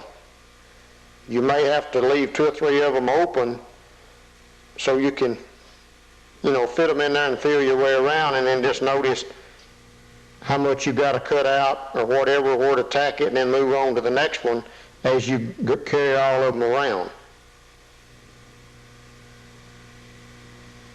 But that'll give you an idea of what we're looking at there. Also, you've got 2 screw brackets in these moldings on the doors here. You got one up here and you got one down at the bottom. When you slant this bottom one forward, that's going to mess up your holes. So the best thing to do there, or the easiest way I found, is take your drill and drill out these 2 spot welds that holds that little screw bracket in there, and then just stick this frame back on the car then, and stick your scribe through the screw hole and mark it, then you can slide this wherever it needs to be and tack it back in place.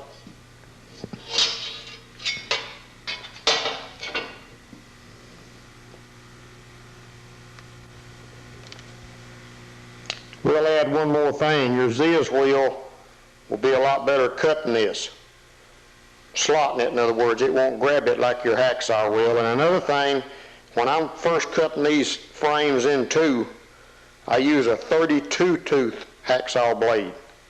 It won't grab them and snag them like a 24 will, because this stuff is not really as thick as the car itself.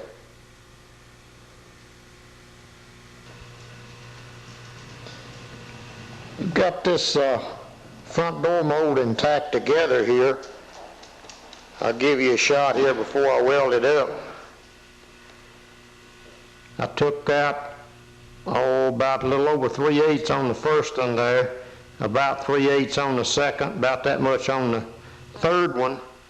Then I had to split it and spread it open on the last two there, and in the very last one I didn't tack it up so I could meet up down here in the middle. So that gives you an idea what you're in for on that one. One up at the front there, you may have to twist it a little bit, one side or other, even trim a little off of one side to get it flushed up all the way around. We'll move on to the back one next with a quarter window. A little more to it than it is this one.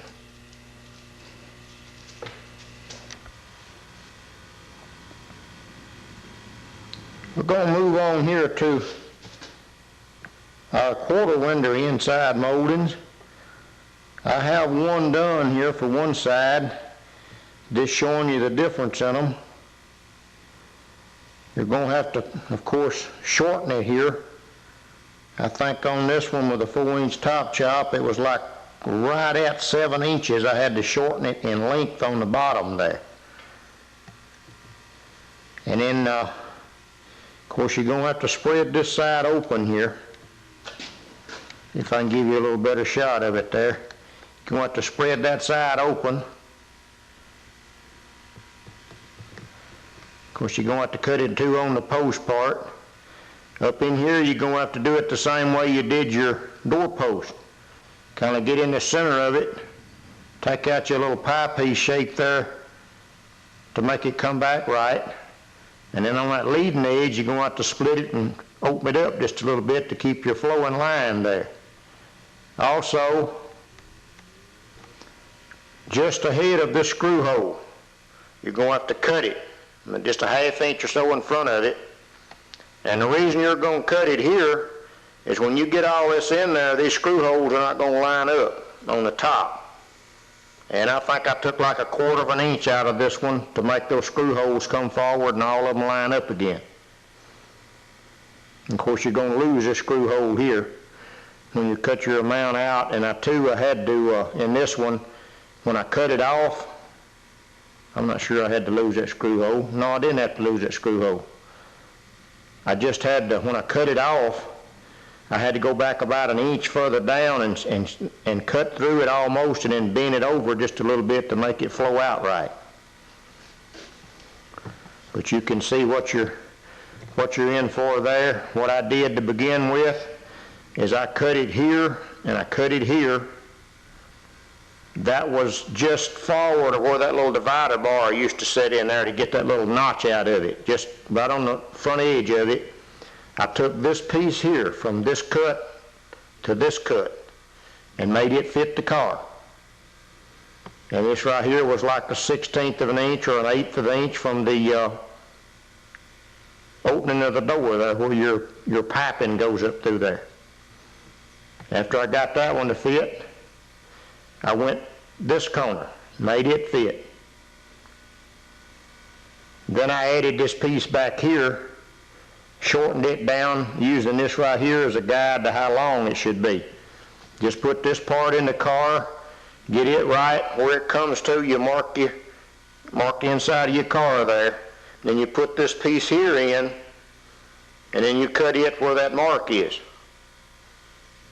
Of course, you can use this screw hole. Well, you can't use that screw hole because it's not in the right place anymore. But once you get from here to here done, stick this piece in there, line up your screw holes, and then mark the end of it. And then you put this part back in there and fit it up to it. You're probably going to have to cut off some in here to get it in there. Then go back and mark your screw holes and everything. This takes a little time. It takes a little longer on this back one than it did the front one. I figured rather than going step by step every time, I could show you the two in comparison and you could see what you were in for here.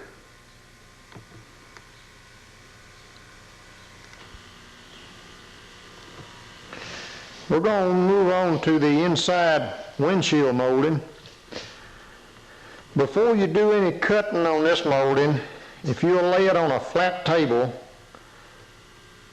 this radius up here, just hold it down here and hold it up here and see if you can take some of the bend out right here. It don't take but just a little bit, and be sure and don't kick it. Just as long as you hold it flat on the table all the way around, you can do pretty good. You might need somebody to help you hold a corner, but just tweak it just enough that it makes the flow there. And of course this down here won't be any problem to make it just a little bit more.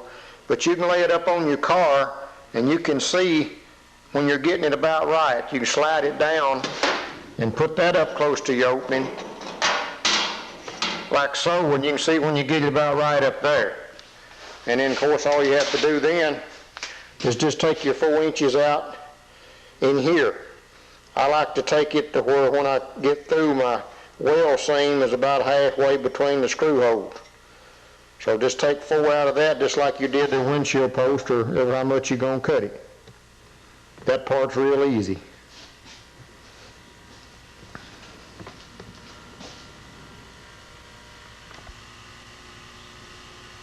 One thing here that I didn't mention on these inside window moldings, you've got the wind lace stuff that goes around where your window rolls up. You'll have to get that off of there. I usually just take my little die grinder and cut those staples on the side that the felt's on, and then you can just work them out of there after you get your felt out of the way. Another thing here, since we're going to make the back window stationary in this car, you've got to put that glass in there, and I'll go ahead and show you how to do that. You see how right here this piece comes up and goes all the way into here. And what you've got to do is you've got to do that all the way up through here. So what I'd suggest right here is cutting you a piece of metal that'll go from here out to this outside piece, and you can drill you like some 1/4 inch holes through here about every 4 inches or so, and make that piece fit it up in on the bottom, and let it go from inside this corner over to the outside piece. Then you can just weld up these holes, and that'll hold your glass up to where it won't slide down, in other words. And then too, once we're going to do the stainless on this car too. Once you get the stainless in there, I'm talking about after you get your car fully painted and you get your stainless all polished out and all that, put your stainless back on this edge here, and then on the back side of it, you can take like a caulking gun with windshield sealer, or you can take this windshield kit, like the thin sticky tape stuff, put on the back side of your stainless, and then push that glass up in behind it, push it up against it. Anything that squirts out here, after it sets up and gets where it ain't tacky, you can take your razor blade and go right along the edge of your stainless and cut that away so you can get it out of the way. It won't be squished up there. And then you're probably going to have a little gap in here between your glass and the inside molding. Most people use something like a kind of a hard black foam tape and put it on your window molding in here and let it squeeze up against the glass. And if you're kind of concerned about maybe the glass turning loose, you could take you some little pieces of aluminum, say about 3/4 of an inch wide, put one side against the glass, one side against this, kind of diagonal in there, and put some small screws, a couple of them in there to hold that glass up there.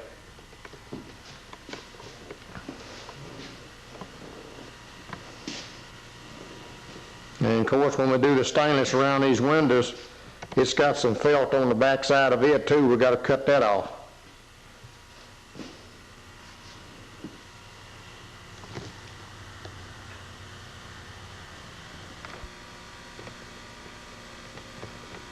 This is my personal opinion of something. I know you didn't ask for it, but I'm going to have to tell you anyway.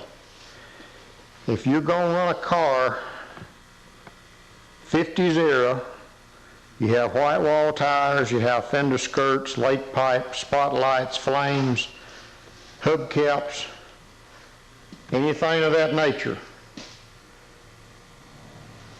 you need vent windows,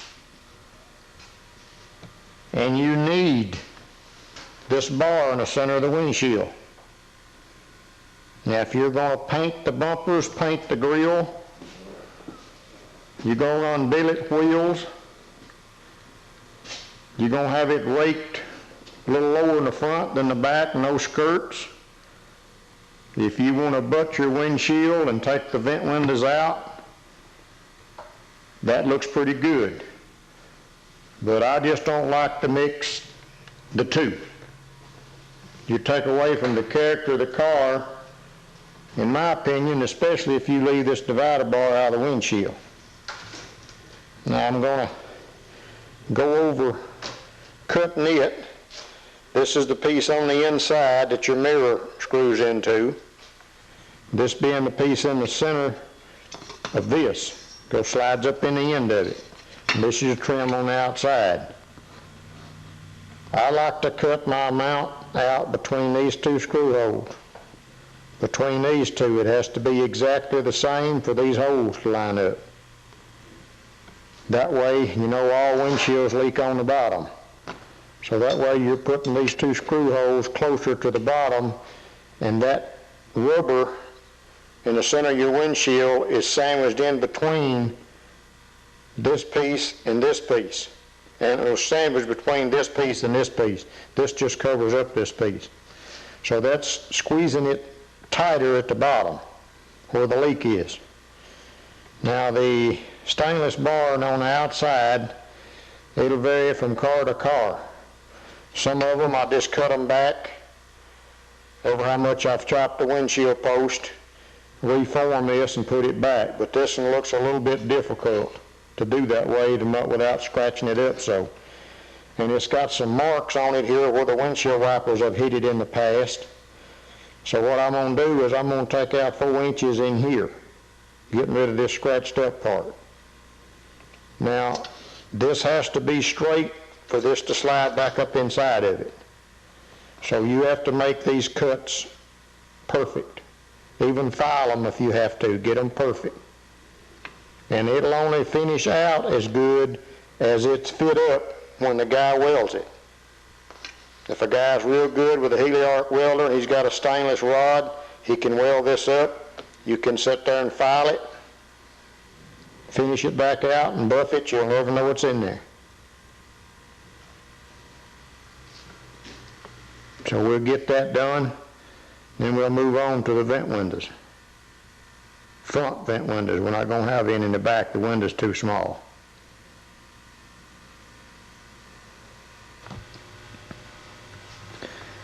We're going to get started on the 2 front vent windows here. Before you take this apart, you need to notice how far your stainless frame, that's what your glass goes in, how far it is away from this other frame out here. And they're all about 1/4 inch, maybe a little bit more down on the bottom. You have to put that back like it is to keep the same clearance around through here like you have. And also notice that this back of this frame back here is like 1/8 inch from your stainless frame going this way. Now that can vary, that can be a little bit more than clearance than that, because you're going to put rubber up through here too, see, and it may hit it before you your window closes up. I like to leave about 3/16 right in here. And you see these vent windows cut different ways. And a lot of people will put these two screws right here where it was on the door to start with, they'll put those back in the same place. When you do that and you cut this down, you wind up with a vent window that's not as tall as it is long, and to me it don't look as good. And most of them will take this stainless right in here and heat it and just pull this down. Well, when you do that, you get this pivot point and this pivot point out of line. This one will be back here. In other words, when you open it up about 2 inches, it'll get in the bind. That's as far as it'll go. Now, it's a little bit more trouble to do it the way I'm going to do it, but I just like it a whole lot better. I'll show you. There's a screw goes in this little tab up here at the top. And before you take your car apart to begin with, lay your framing square up against where your stainless trim would go and check that divider bar out before you take that vent window out of the car and see how it's going. On this particular car, the top of it was 1/8 of an inch further forward than the bottom. Now that's on the window before we cut this window. So if we get the top of this bar 1/16 of an inch forward of the bottom part, when we got our square up there, we should be as close as you can get it. And then you find this hole up here that screw went in to start with in that divider bar. You find that hole, then you mark it out here. Then you come down and back up 1/8 of an inch from square to get this location down here. Now what you're going to be doing, you're going to be shortening this window this way, and you're going to be shortening it this way, but you can see from the square there it's going to be more in proportion. Well, that's not right, I haven't got my square up to the mark there, but up to there you can see that it's more in proportion than it would if we'd left it all the way back like it was to start with. A little more work this way, you got more cuts to make. In fact, I'll go ahead and show you where to cut it, and then I'll go back with you after I do cut it. You're going to have to cut it between a divider bar and a pivot point in here. You may have to cut it just forward of the pivot point. We're going to have to cut it in here. You're going to have to take some off up here at the top. Whatever it takes to get this one in line with this one. Now this little shield up here at the top, it starts in at the pivot point and goes all the way back, so it's going to be too long. And it kind of sticks out like an eyesore when you get your top chopped anyway, because it gets bigger. So I just usually discard that piece. But after we get it torn down and start making our cuts, we'll get back with you on it. Now we've got our outside frame for our front vent window cut and put in place here. And that divider bar, that chrome stainless bar right there, we moved that forward about 2 5/8 inches to make it line up with that top hole in that window frame, the door window frame. And you can see, or at least I feel like it looks a lot better there than it would if it'd be 2 5/8 inches further back. It would just make it long but not high, and this way it's still in the same proportions it was to start with. And I'll go over it with you here, kind of step by step.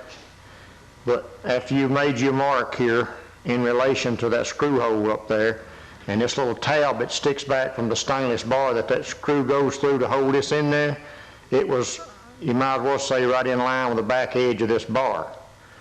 And then, you know, we put the square on there and got the bottom mark all like 1/16 or 1/8 of an inch back this way from square. That's the way it came out.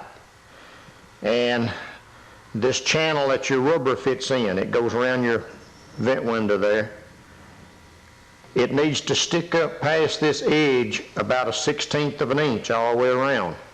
Now, your stainless trim is going to go back on there, so you don't want it to be lower than your stainless trim when you get it on there, because that rubber is going to hang out over the stainless trim.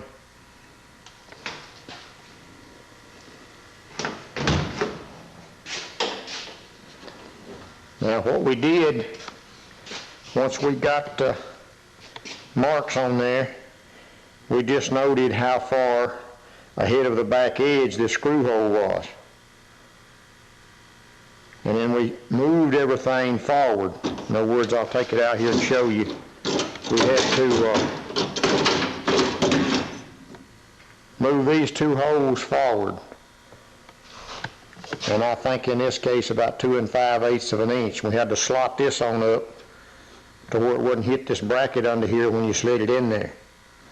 Now, and we had to open this up about 3/4 of an inch further forward for that pivot part to go in there.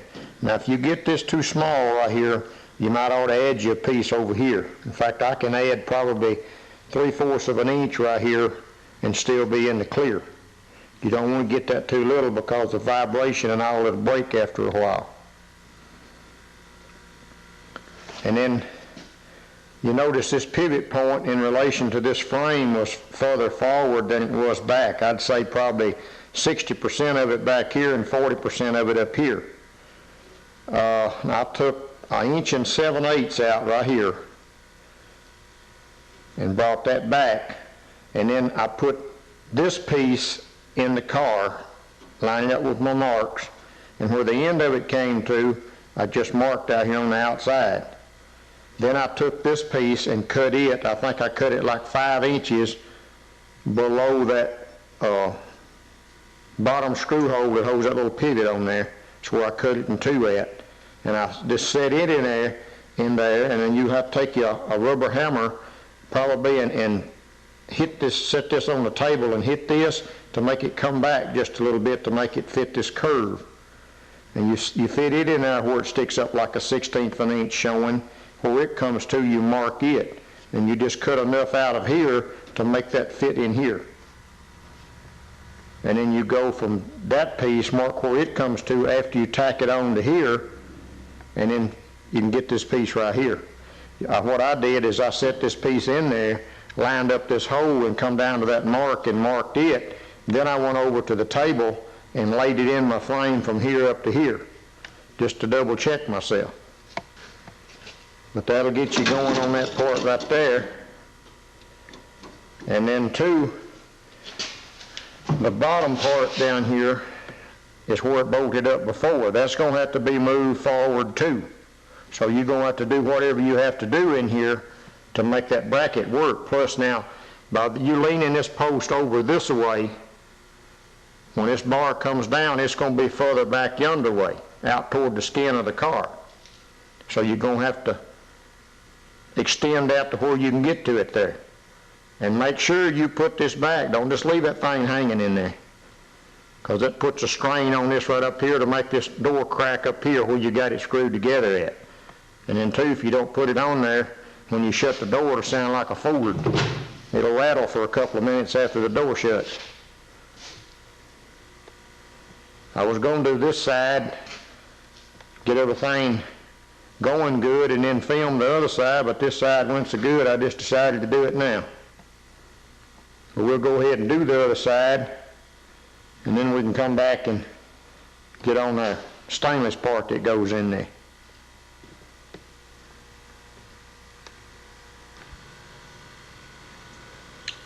We're ready to start on our stainless frame now. And you can see what you've got to do. You've got to shorten it in here, shorten it here, take out some here, and probably have to trim a little off the end up here. And if you need to, when you cut this just right behind where this spindle part is put in here, cut it in two, just right at the end of it, then cut it in two up here. And if you need to, put one of those little washers up on these splines and put it down in there again, this section right here, and that way you can see how much space you got between your stainless frame and your outer frame where your rubber seal goes. But you got to put this back in there and line it up each time, to make sure, to get your measurements back here and up here. And then two, when you get up here and you take this amount out of here, that don't necessarily mean 4 inches like your windshield. This little pivot point up here, you've got to keep it in line with this one. And when I transfer that other little part of the pivot point, I'm talking about the part that goes like this on the other side of it, I usually stick me a screwdriver up through here, a long one that's got a good square shank right here, and I'll locate this where it's in line with it. And then, like I say, this is stainless. And then what I've done, I got a little 2-pound roll of stainless steel wire, 30 thousandths wire. Took all my braking stuff off my welder to get it on there because it had a 5/8 hole in it. And I just stretched a little bungee cord across it, not real tight, just enough to keep it from freewheeling and getting all tangled up. No more than you're going to be using it, it'll work just fine. And when you cut your stainless and get it ready to weld, I know this is really exaggerating it, but I'll just give you a little point right here, if I can do it with my left hand. Like this is a piece of metal. I'm talking about the thickness of the piece of metal, which in this stainless is about 60 thousandths. When you get ready to weld it, you grind it to a point, like so. And that way you'll have a V from this place, this one to the other one, you'll have a V to weld up. And that way you'll get a good penetration. I take that back, you don't do it that way. You cut it in like so. And you cut the other one like so. Grind it, I'm talking about. And then you weld up this V, because you can only weld it from the outside. And that way you'll make sure you get your penetration to the inside there. Now I use a blend of gas in all this welding. I hadn't changed just because of the stainless. But it's argon and carbon dioxide. I think it's 75% argon, 25% CO2. It welds a lot better than just straight CO2 does. So we'll get that done and we'll mount everything back in there. Also your rubber that goes in between, when you get ready to put it in there, you'll have to cut all that down just like you've cut your stainless frame. Just take your real sharp razor blade and just cut it right straight through. Wouldn't hurt to cut it just a wee bit long, that way you can compress it in there real tight.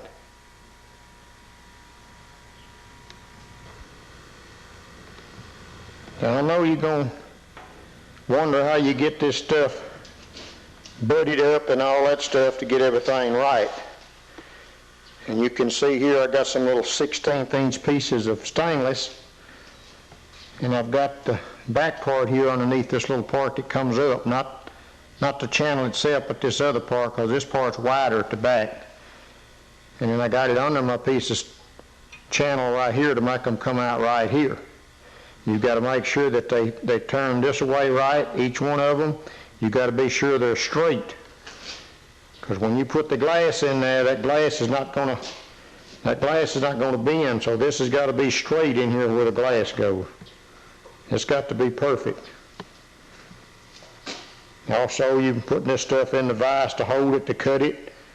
Make sure you put it in there tight enough that it don't slip, because then you're going to scratch it sure enough, but don't tighten it up so tight that the teeth on the vise jaws are going to scar up your stainless. But you got to use whatever you have available to get the job done.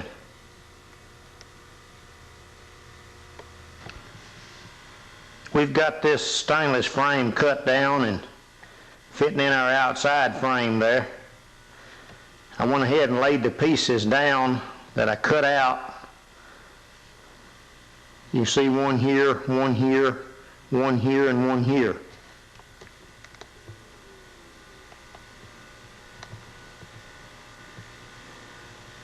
giving us about, this one is somewhere between 3/16 and 1/4 of an inch distance between the stainless frame and the outside frame for the rubber to go back in there.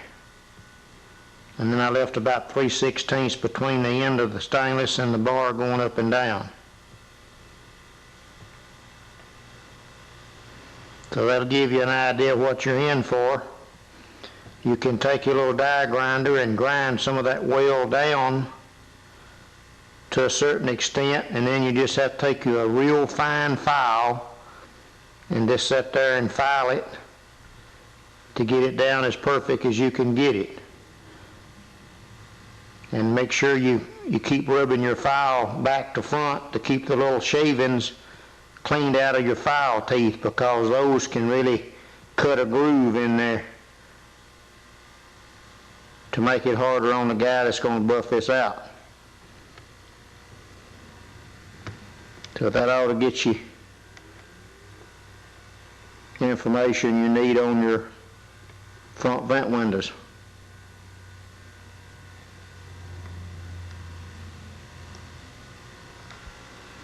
Better add one more thing here. The little bracket that you put on right there that it pivots with, you'll have to relocate it there, of course, and drill your hole for more screws. And maybe where that stainless part sticks down in your frame part, you may need to stick the part out here in a vise and take this with a pair of channel locks and just barely tweak it to hit it this direction. Sometimes they get off just a tee bit there.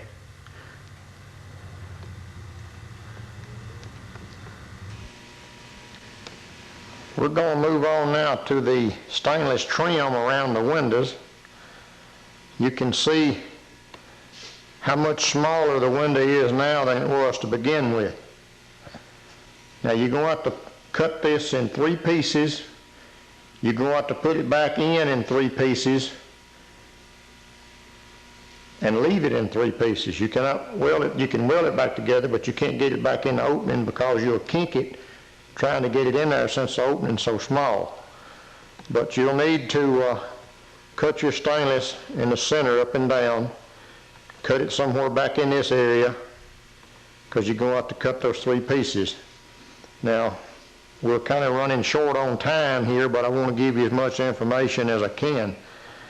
We're going to start out forming this corner, which is going to take very little. That'll be your easiest corner. And then the second one, I'm going to show you how to do this corner. And then this one down here is the hardest because you're pulling it out rather than pulling it in. But I'll do my best to show you my technique here. Now you can see how this don't come around this way far enough. You just set it up here on this ledge, put it where it's going to be, and you can see right in here where it's getting off of the shape of the car. So we're going to have to heat it in this area and pull this on back. What I usually do is I'll set it up in this channel like that, get a hold of this end and take my torch and heat it. You're heating it back in here, you're heating the back side and the front side. And then when you get it red, don't make it kind of scale up because that's getting it too hot. Just get it good and red. Now, I'm talking about in like at least a 1 inch space, if not a little bit longer than that on this particular deal here. And when you get it red, just gently pull this down toward this one. Now, you're going to have to hold it to make sure it don't start doing this. Because when you try to pull this down, this part in here may try to lay over this way. You don't want that. It won't take much in here. We'll just heat it right in this area and just pull it on down.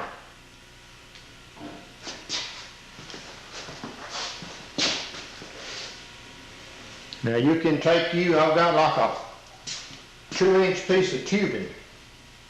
You can take that, works good in here. When you get it pushed back in there, you can take that tubing while it's hot and kind of hit it right in here, and that'll help form it. Don't hit it hard now because you'll dimple it. I'll go ahead and show you one more thing here. Get this set up.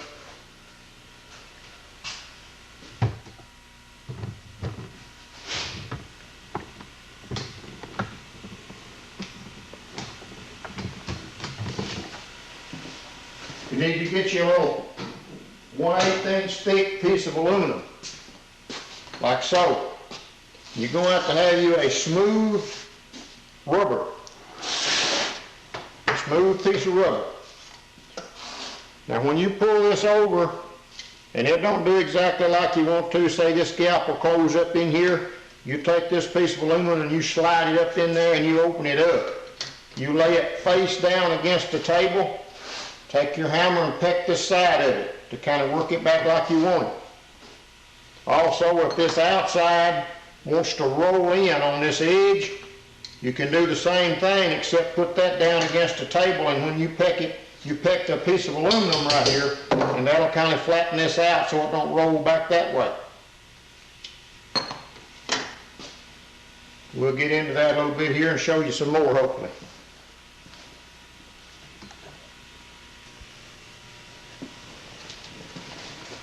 Now what you're doing with this stainless is you're stretching one side to make it fit the way you want it to fit. And there's going to be some old caulking and stuff inside of here, and it's going to burn.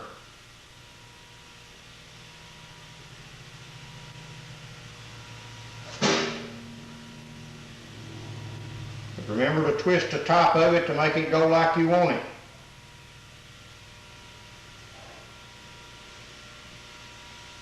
Don't take much. If it starts to lay over with you, well then you can take your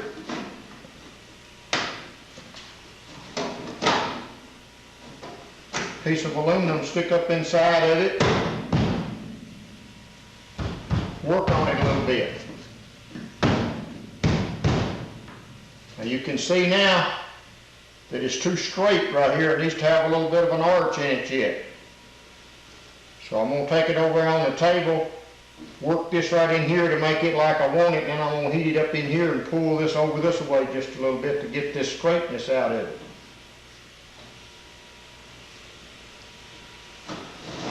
A Mercury has got some little clips. They'll be inside this stainless. Most of them stay inside there, and they clip down over this edge to hold this stuff in place. I haven't seen any on this car, so I don't know if Ford just filled it up full of this old caulking stuff or what. Another thing here, you got to file these off where you cut it, finish cut. In other words, you got to file it off real good and just butt it up. Now these clips that go here to start with from the factory, you'll just have to find you some more of them and put them over where the other joints are. That'll give you an idea of what we're doing right there.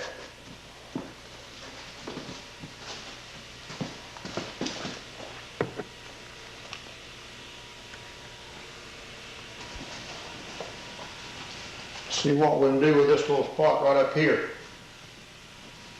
Really, I guess I should have cut this one a little bit longer because it's getting close to my hand here. Now this is going to be a flowing deal here, so we'll need to heat it up in a little longer area. I tried to get all this old sealer out I could, but as you can see, there's still a lot of it left in there.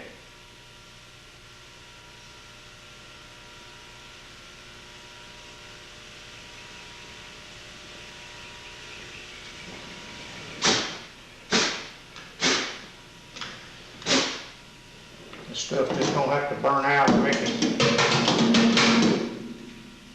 Get it completely out of the way. You can heat it up 2 or 3 times. You don't have to worry about that part of it. Like I say, just don't get it where it looks like it's scaly. You'll do that by staying in one spot too long if you don't watch.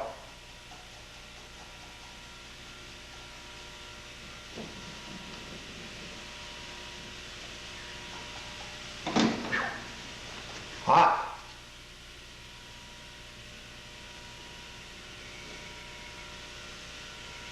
I wear a pair of gloves every time I do this by getting my gloves too hot.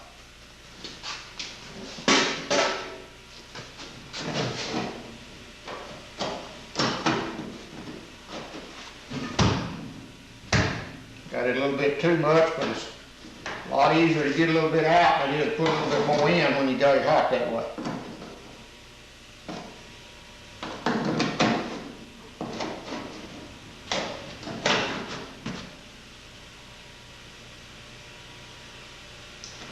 I like it more now than I did.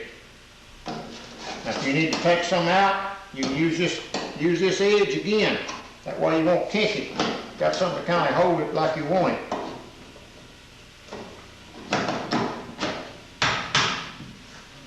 Now that looks good there. We'll move on up here to this other one. And I'll show you on the table what I'm going to do to it with the hammer and piece of aluminum.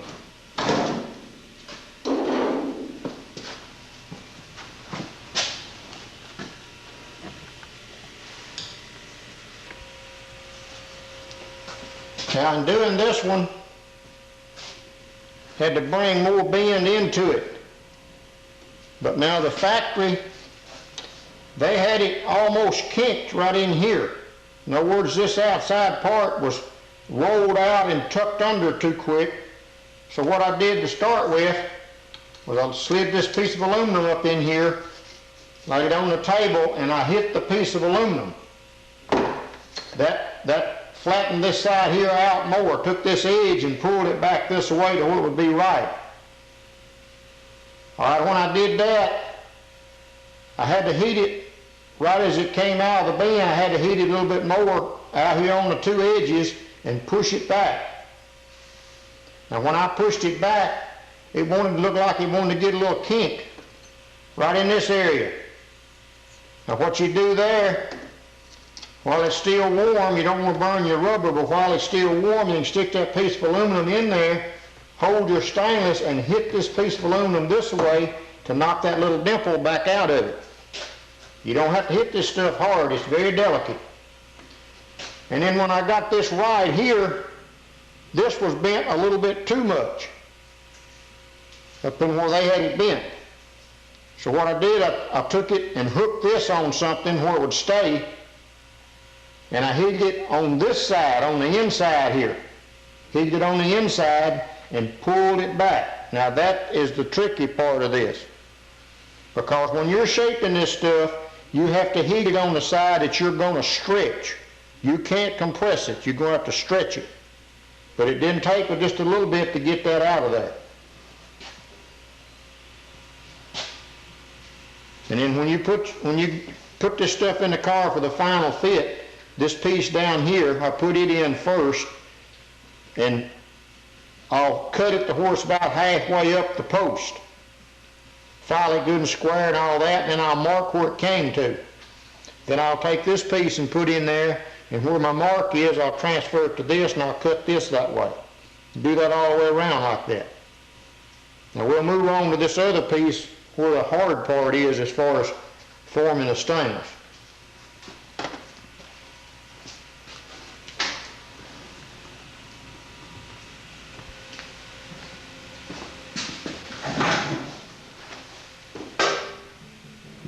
We'll heat this stuff up first, get all this old stuff to burning in here and get it out of our way. After it burns just a little bit, you can knock it out of there. Take it against the floor or whatever and make it come out. Then hopefully you can work it without it burning your finger. You can see right here what we're in for. The radius is too sharp, and it's a 90-degree corner. We're going to have to take some of that out. So you just set it back down on this ledge. May have to pick it up out here so you can get to where you're going to do. And heat that in there. Now I almost messed up here. You got to heat it on this side because what you're going to be doing is stretching this side. Careful not to burn the paint on this car here.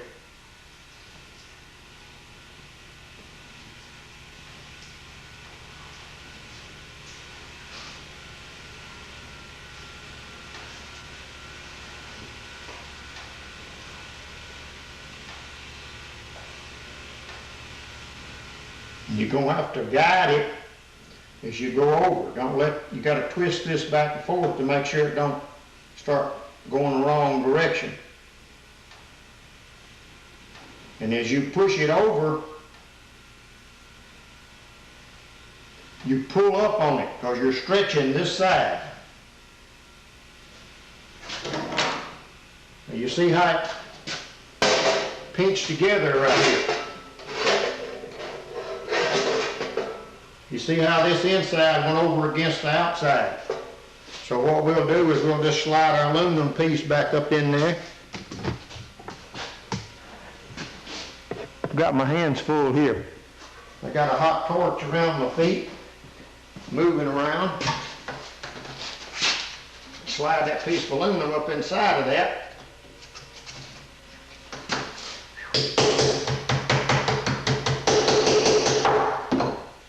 Even take your piece of aluminum and twist it in there a little bit to pick this side up if it don't act right. Now we've got a little wave in it, so we need to hammer that wave out of the edge of that stainer.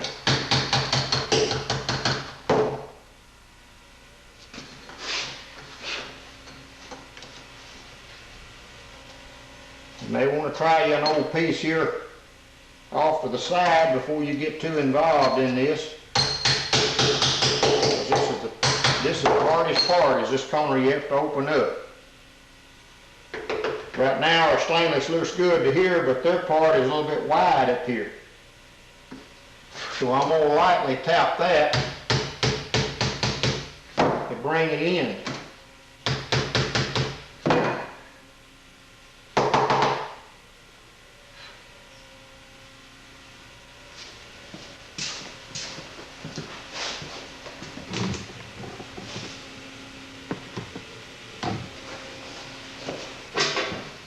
We need to go a little bit lower because we're still tight on the bottom of this radius right here.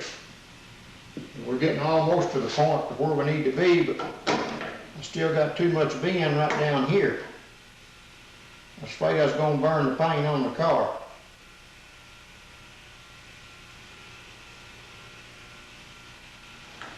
If need be, we can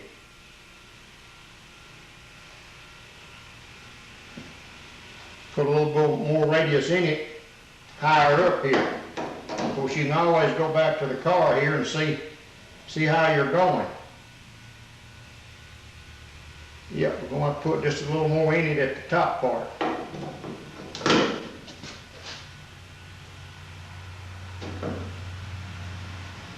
So we're going to have to stretch the outside now.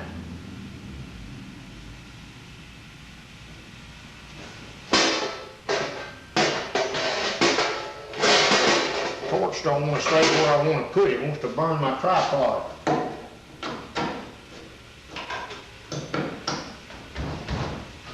While it's still hot here, we can kind of slap that corner, burn our glove.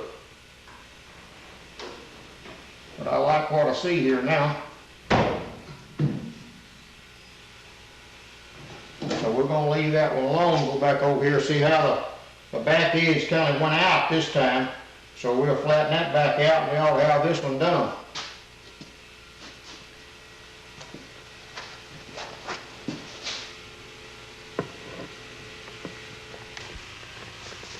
Now we're nearing the end of the 4-hour video here, and I'm going to give you a few pointers here. Your windshield glass. When I took the windshield glass out of this car, I set it back up in the opening, and the edge of that glass was about 1/8 of an inch down on this lip right here. And of course you got 3/4 of an inch space between each glass and your divider bar. So that'll give you something to go by when you make your template for your windshield. I normally just take a piece of cardboard and fit it inside there and mark it off, and then of course I'll have to cut the template 1/8 of an inch bigger than what my mark is. So that'll get that right. Now on your door glass, from say 6 inches behind your vent window, make it the same height as it was to begin with. Don't cut it down this way, because you need that amount in this track where it's slanting away from it at the back to stabilize your glass. And also when you roll it down, it'll stop at the top there like it did before. And on this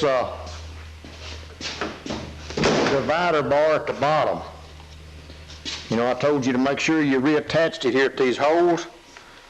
By moving this one forward, both holes come out in this channel. Now that'll vary by how much you chop your top. So what I'm going to do is I'm going to drill a hole through here and take me some tubing and a 1/4 inch bolt to go through and just cut that tubing the right length to go from back here back to my bracket. And that should stabilize that.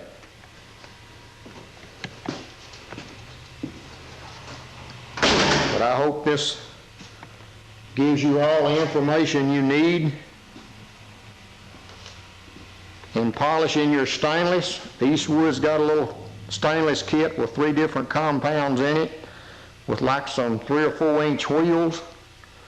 And I found that a 1750 RPM speed is a lot better for this than the real fast speed, simply because you can feel it starting to pull to take it away from you. Whether if it's one of those high RPM buffers, it'll jerk it away from you and wrap it around the spindle before you know what's happened.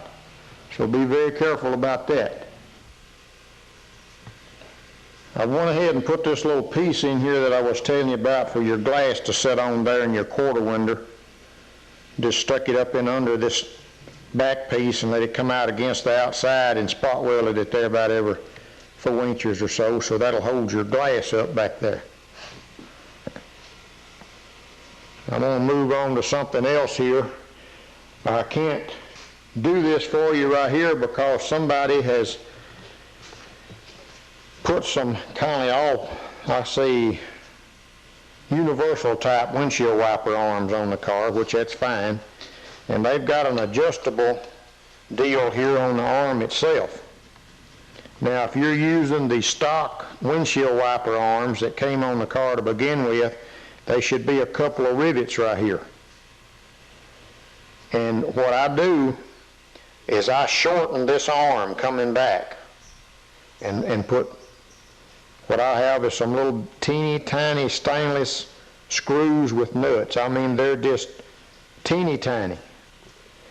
No more than the 1/16 of an inch thread side, shank side where your threads are. And I'll just shorten this back. I don't cut the wiper because you need all the wiper you can get here with this top cut down. So that'll get you going on that part. And of course the windshield molding, you're going to have to do it too. You may have to put just a little more curve in it on this bottom part and take a little bit out up here.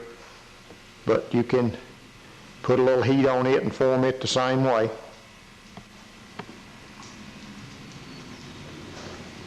I know you've seen what's been walking around here. This is Miss Tootie. She's about 1.5 years old now. She's half Rottweiler, half German Shepherd. I had one like her years ago and she just lived out her years.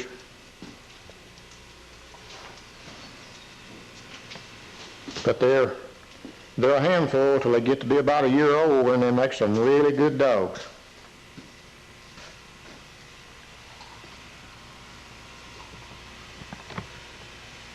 Now, you know, we took 4 inches out of the car, and looking at it from this angle at the front, you see how the hood really grew. I mean, it really fattened up the front end of it. So that's something else you got to watch for if you decide to cut it more, because the more you go down with the top, the bigger that hood's going to get. Also, the car had spotlights on it to begin with, dummy spotlights. I went ahead and welded the holes up because that's another thing. When you put those spotlights back on there, they grow too. They get very big. And two, when I cut this cone of the windshield, I went through the hole, so I was going to have to do away with one of them anyway, so I just went ahead and welded the other one up. Well, we've got all of our stainless around the windows shaped and put back in, put our vent windows back in. Get you a little closer shot of it here. But it really makes it look a lot better once you get that done. Makes your smaller window openings show up a lot better. Now when you put the stainless in for the last time, you have to put the pointed piece in first. Then you have to put this piece in, putting this in first and then push it up here. You want a good tight fit. And then the last piece, you push this in first and then push it down right here in the middle. You have to do all four of them that way to get them in, to get them good and tight. And when you take them out, you have to take it out here first. Slip that one out, and then pull this one out. Now you should really have to push them apart here, trying to, pull that one up, because they should fit good and tight here. It'd be a good idea to have them handy when you do your filler work in here where our welds are blended in, to kind of slip them in there and see that you're not getting your filler built up in the way of your stainless there.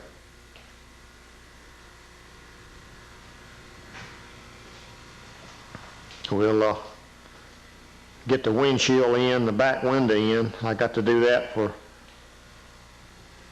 the guy that owns a car. That's David Brown. He lives in Shelbyville, Tennessee. And I want to thank him for letting me cut his top for him, and also for letting me make this video of it. That way you get to learn how to. I'll give you another little tip on your glass channel here for the back part of the door. You see this hole down here and the one up there that this piece here goes in. You need to slot that bottom hole toward the inside of the car on this bracket. And what you're doing is you let the bottom of it kick out this way more. That'll put you in line with this. If you've got something thin enough, a straight edge that you can put in that little channel up there where the glass goes, just let it extend on down, and then you can see where the center line of the bottom of this down here needs to be. And I slotted this hole here over a good 1/4 of an inch, and I believe that'll kick it out there and get it lined up right. Also, when you put your felt in your window channel, this is the flexible stuff here with the stainless steel bead on each side. This is too big for this car, but I'm just giving you an idea here. But you put it from the bottom of this deal down here on the floor, you put it from the bottom of it all the way up, all the way across the top to the divider bar. And then the little windlay stuff that was on the back of your stainless and on the inside of your garnish molding, you need to put that back on there and let it turn up here and blend right into it. Now I can't tell you for sure what you need to put this little windlay stuff on with right here. But I've seen a lot of people use the double back tape like you put outside vinyl moldings on the side of a late model car. They seem to be doing pretty good, but I can't say for sure how long that will last or whatever. And on the divider bar itself down at the bottom, I just took me a little flat piece of metal, clamped it to the back side of this panel here, and made me a little bracket to go from it with an L on it with 2 holes in it to extend it over to where the bracket was on the bottom of the divider bar. And of course I welded that extendable piece onto this little flat plate, and then I just welded this flat plate onto the door there. And I made it where you could adjust it, the holes are oversized where you can move it back and forth and get a little adjustment to make it fit your window good.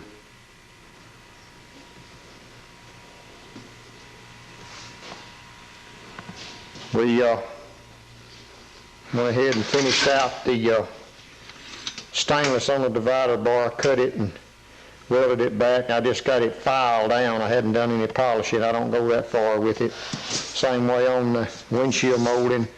This stuff is going to be a booger to put in because you've got to put your rubber on the windshield You've got to put this in the rubber, then you got to put the thing in the car as one unit before you put this on. And with being a two-piece windshield and a guy on each end, this is going to be a booger to keep in that rubber till you get the whole thing in the car. So that's why I went ahead and welded this right here, or had it welded, with a guy with a TIG welder did it for me. But I can see already that's going to be a booger right there to put that back in there. Almost said the wrong word there.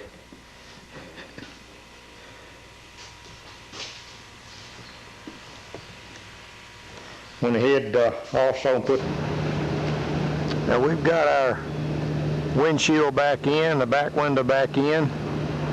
Got us a car here we can compare the two with. So you can see how much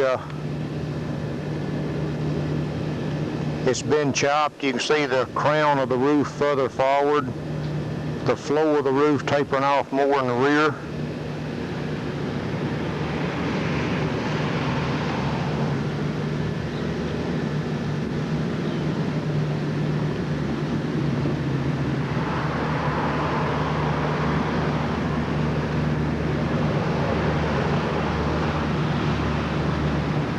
You get ready to put your windows in. You put the rubber around the glass, you put the stainless in the rubber, then you put the whole unit in the car. Really came out easier than I thought it would. I went ahead and had the stainless around the windshield welded so it would be in one piece, because you have to cut the rubber to the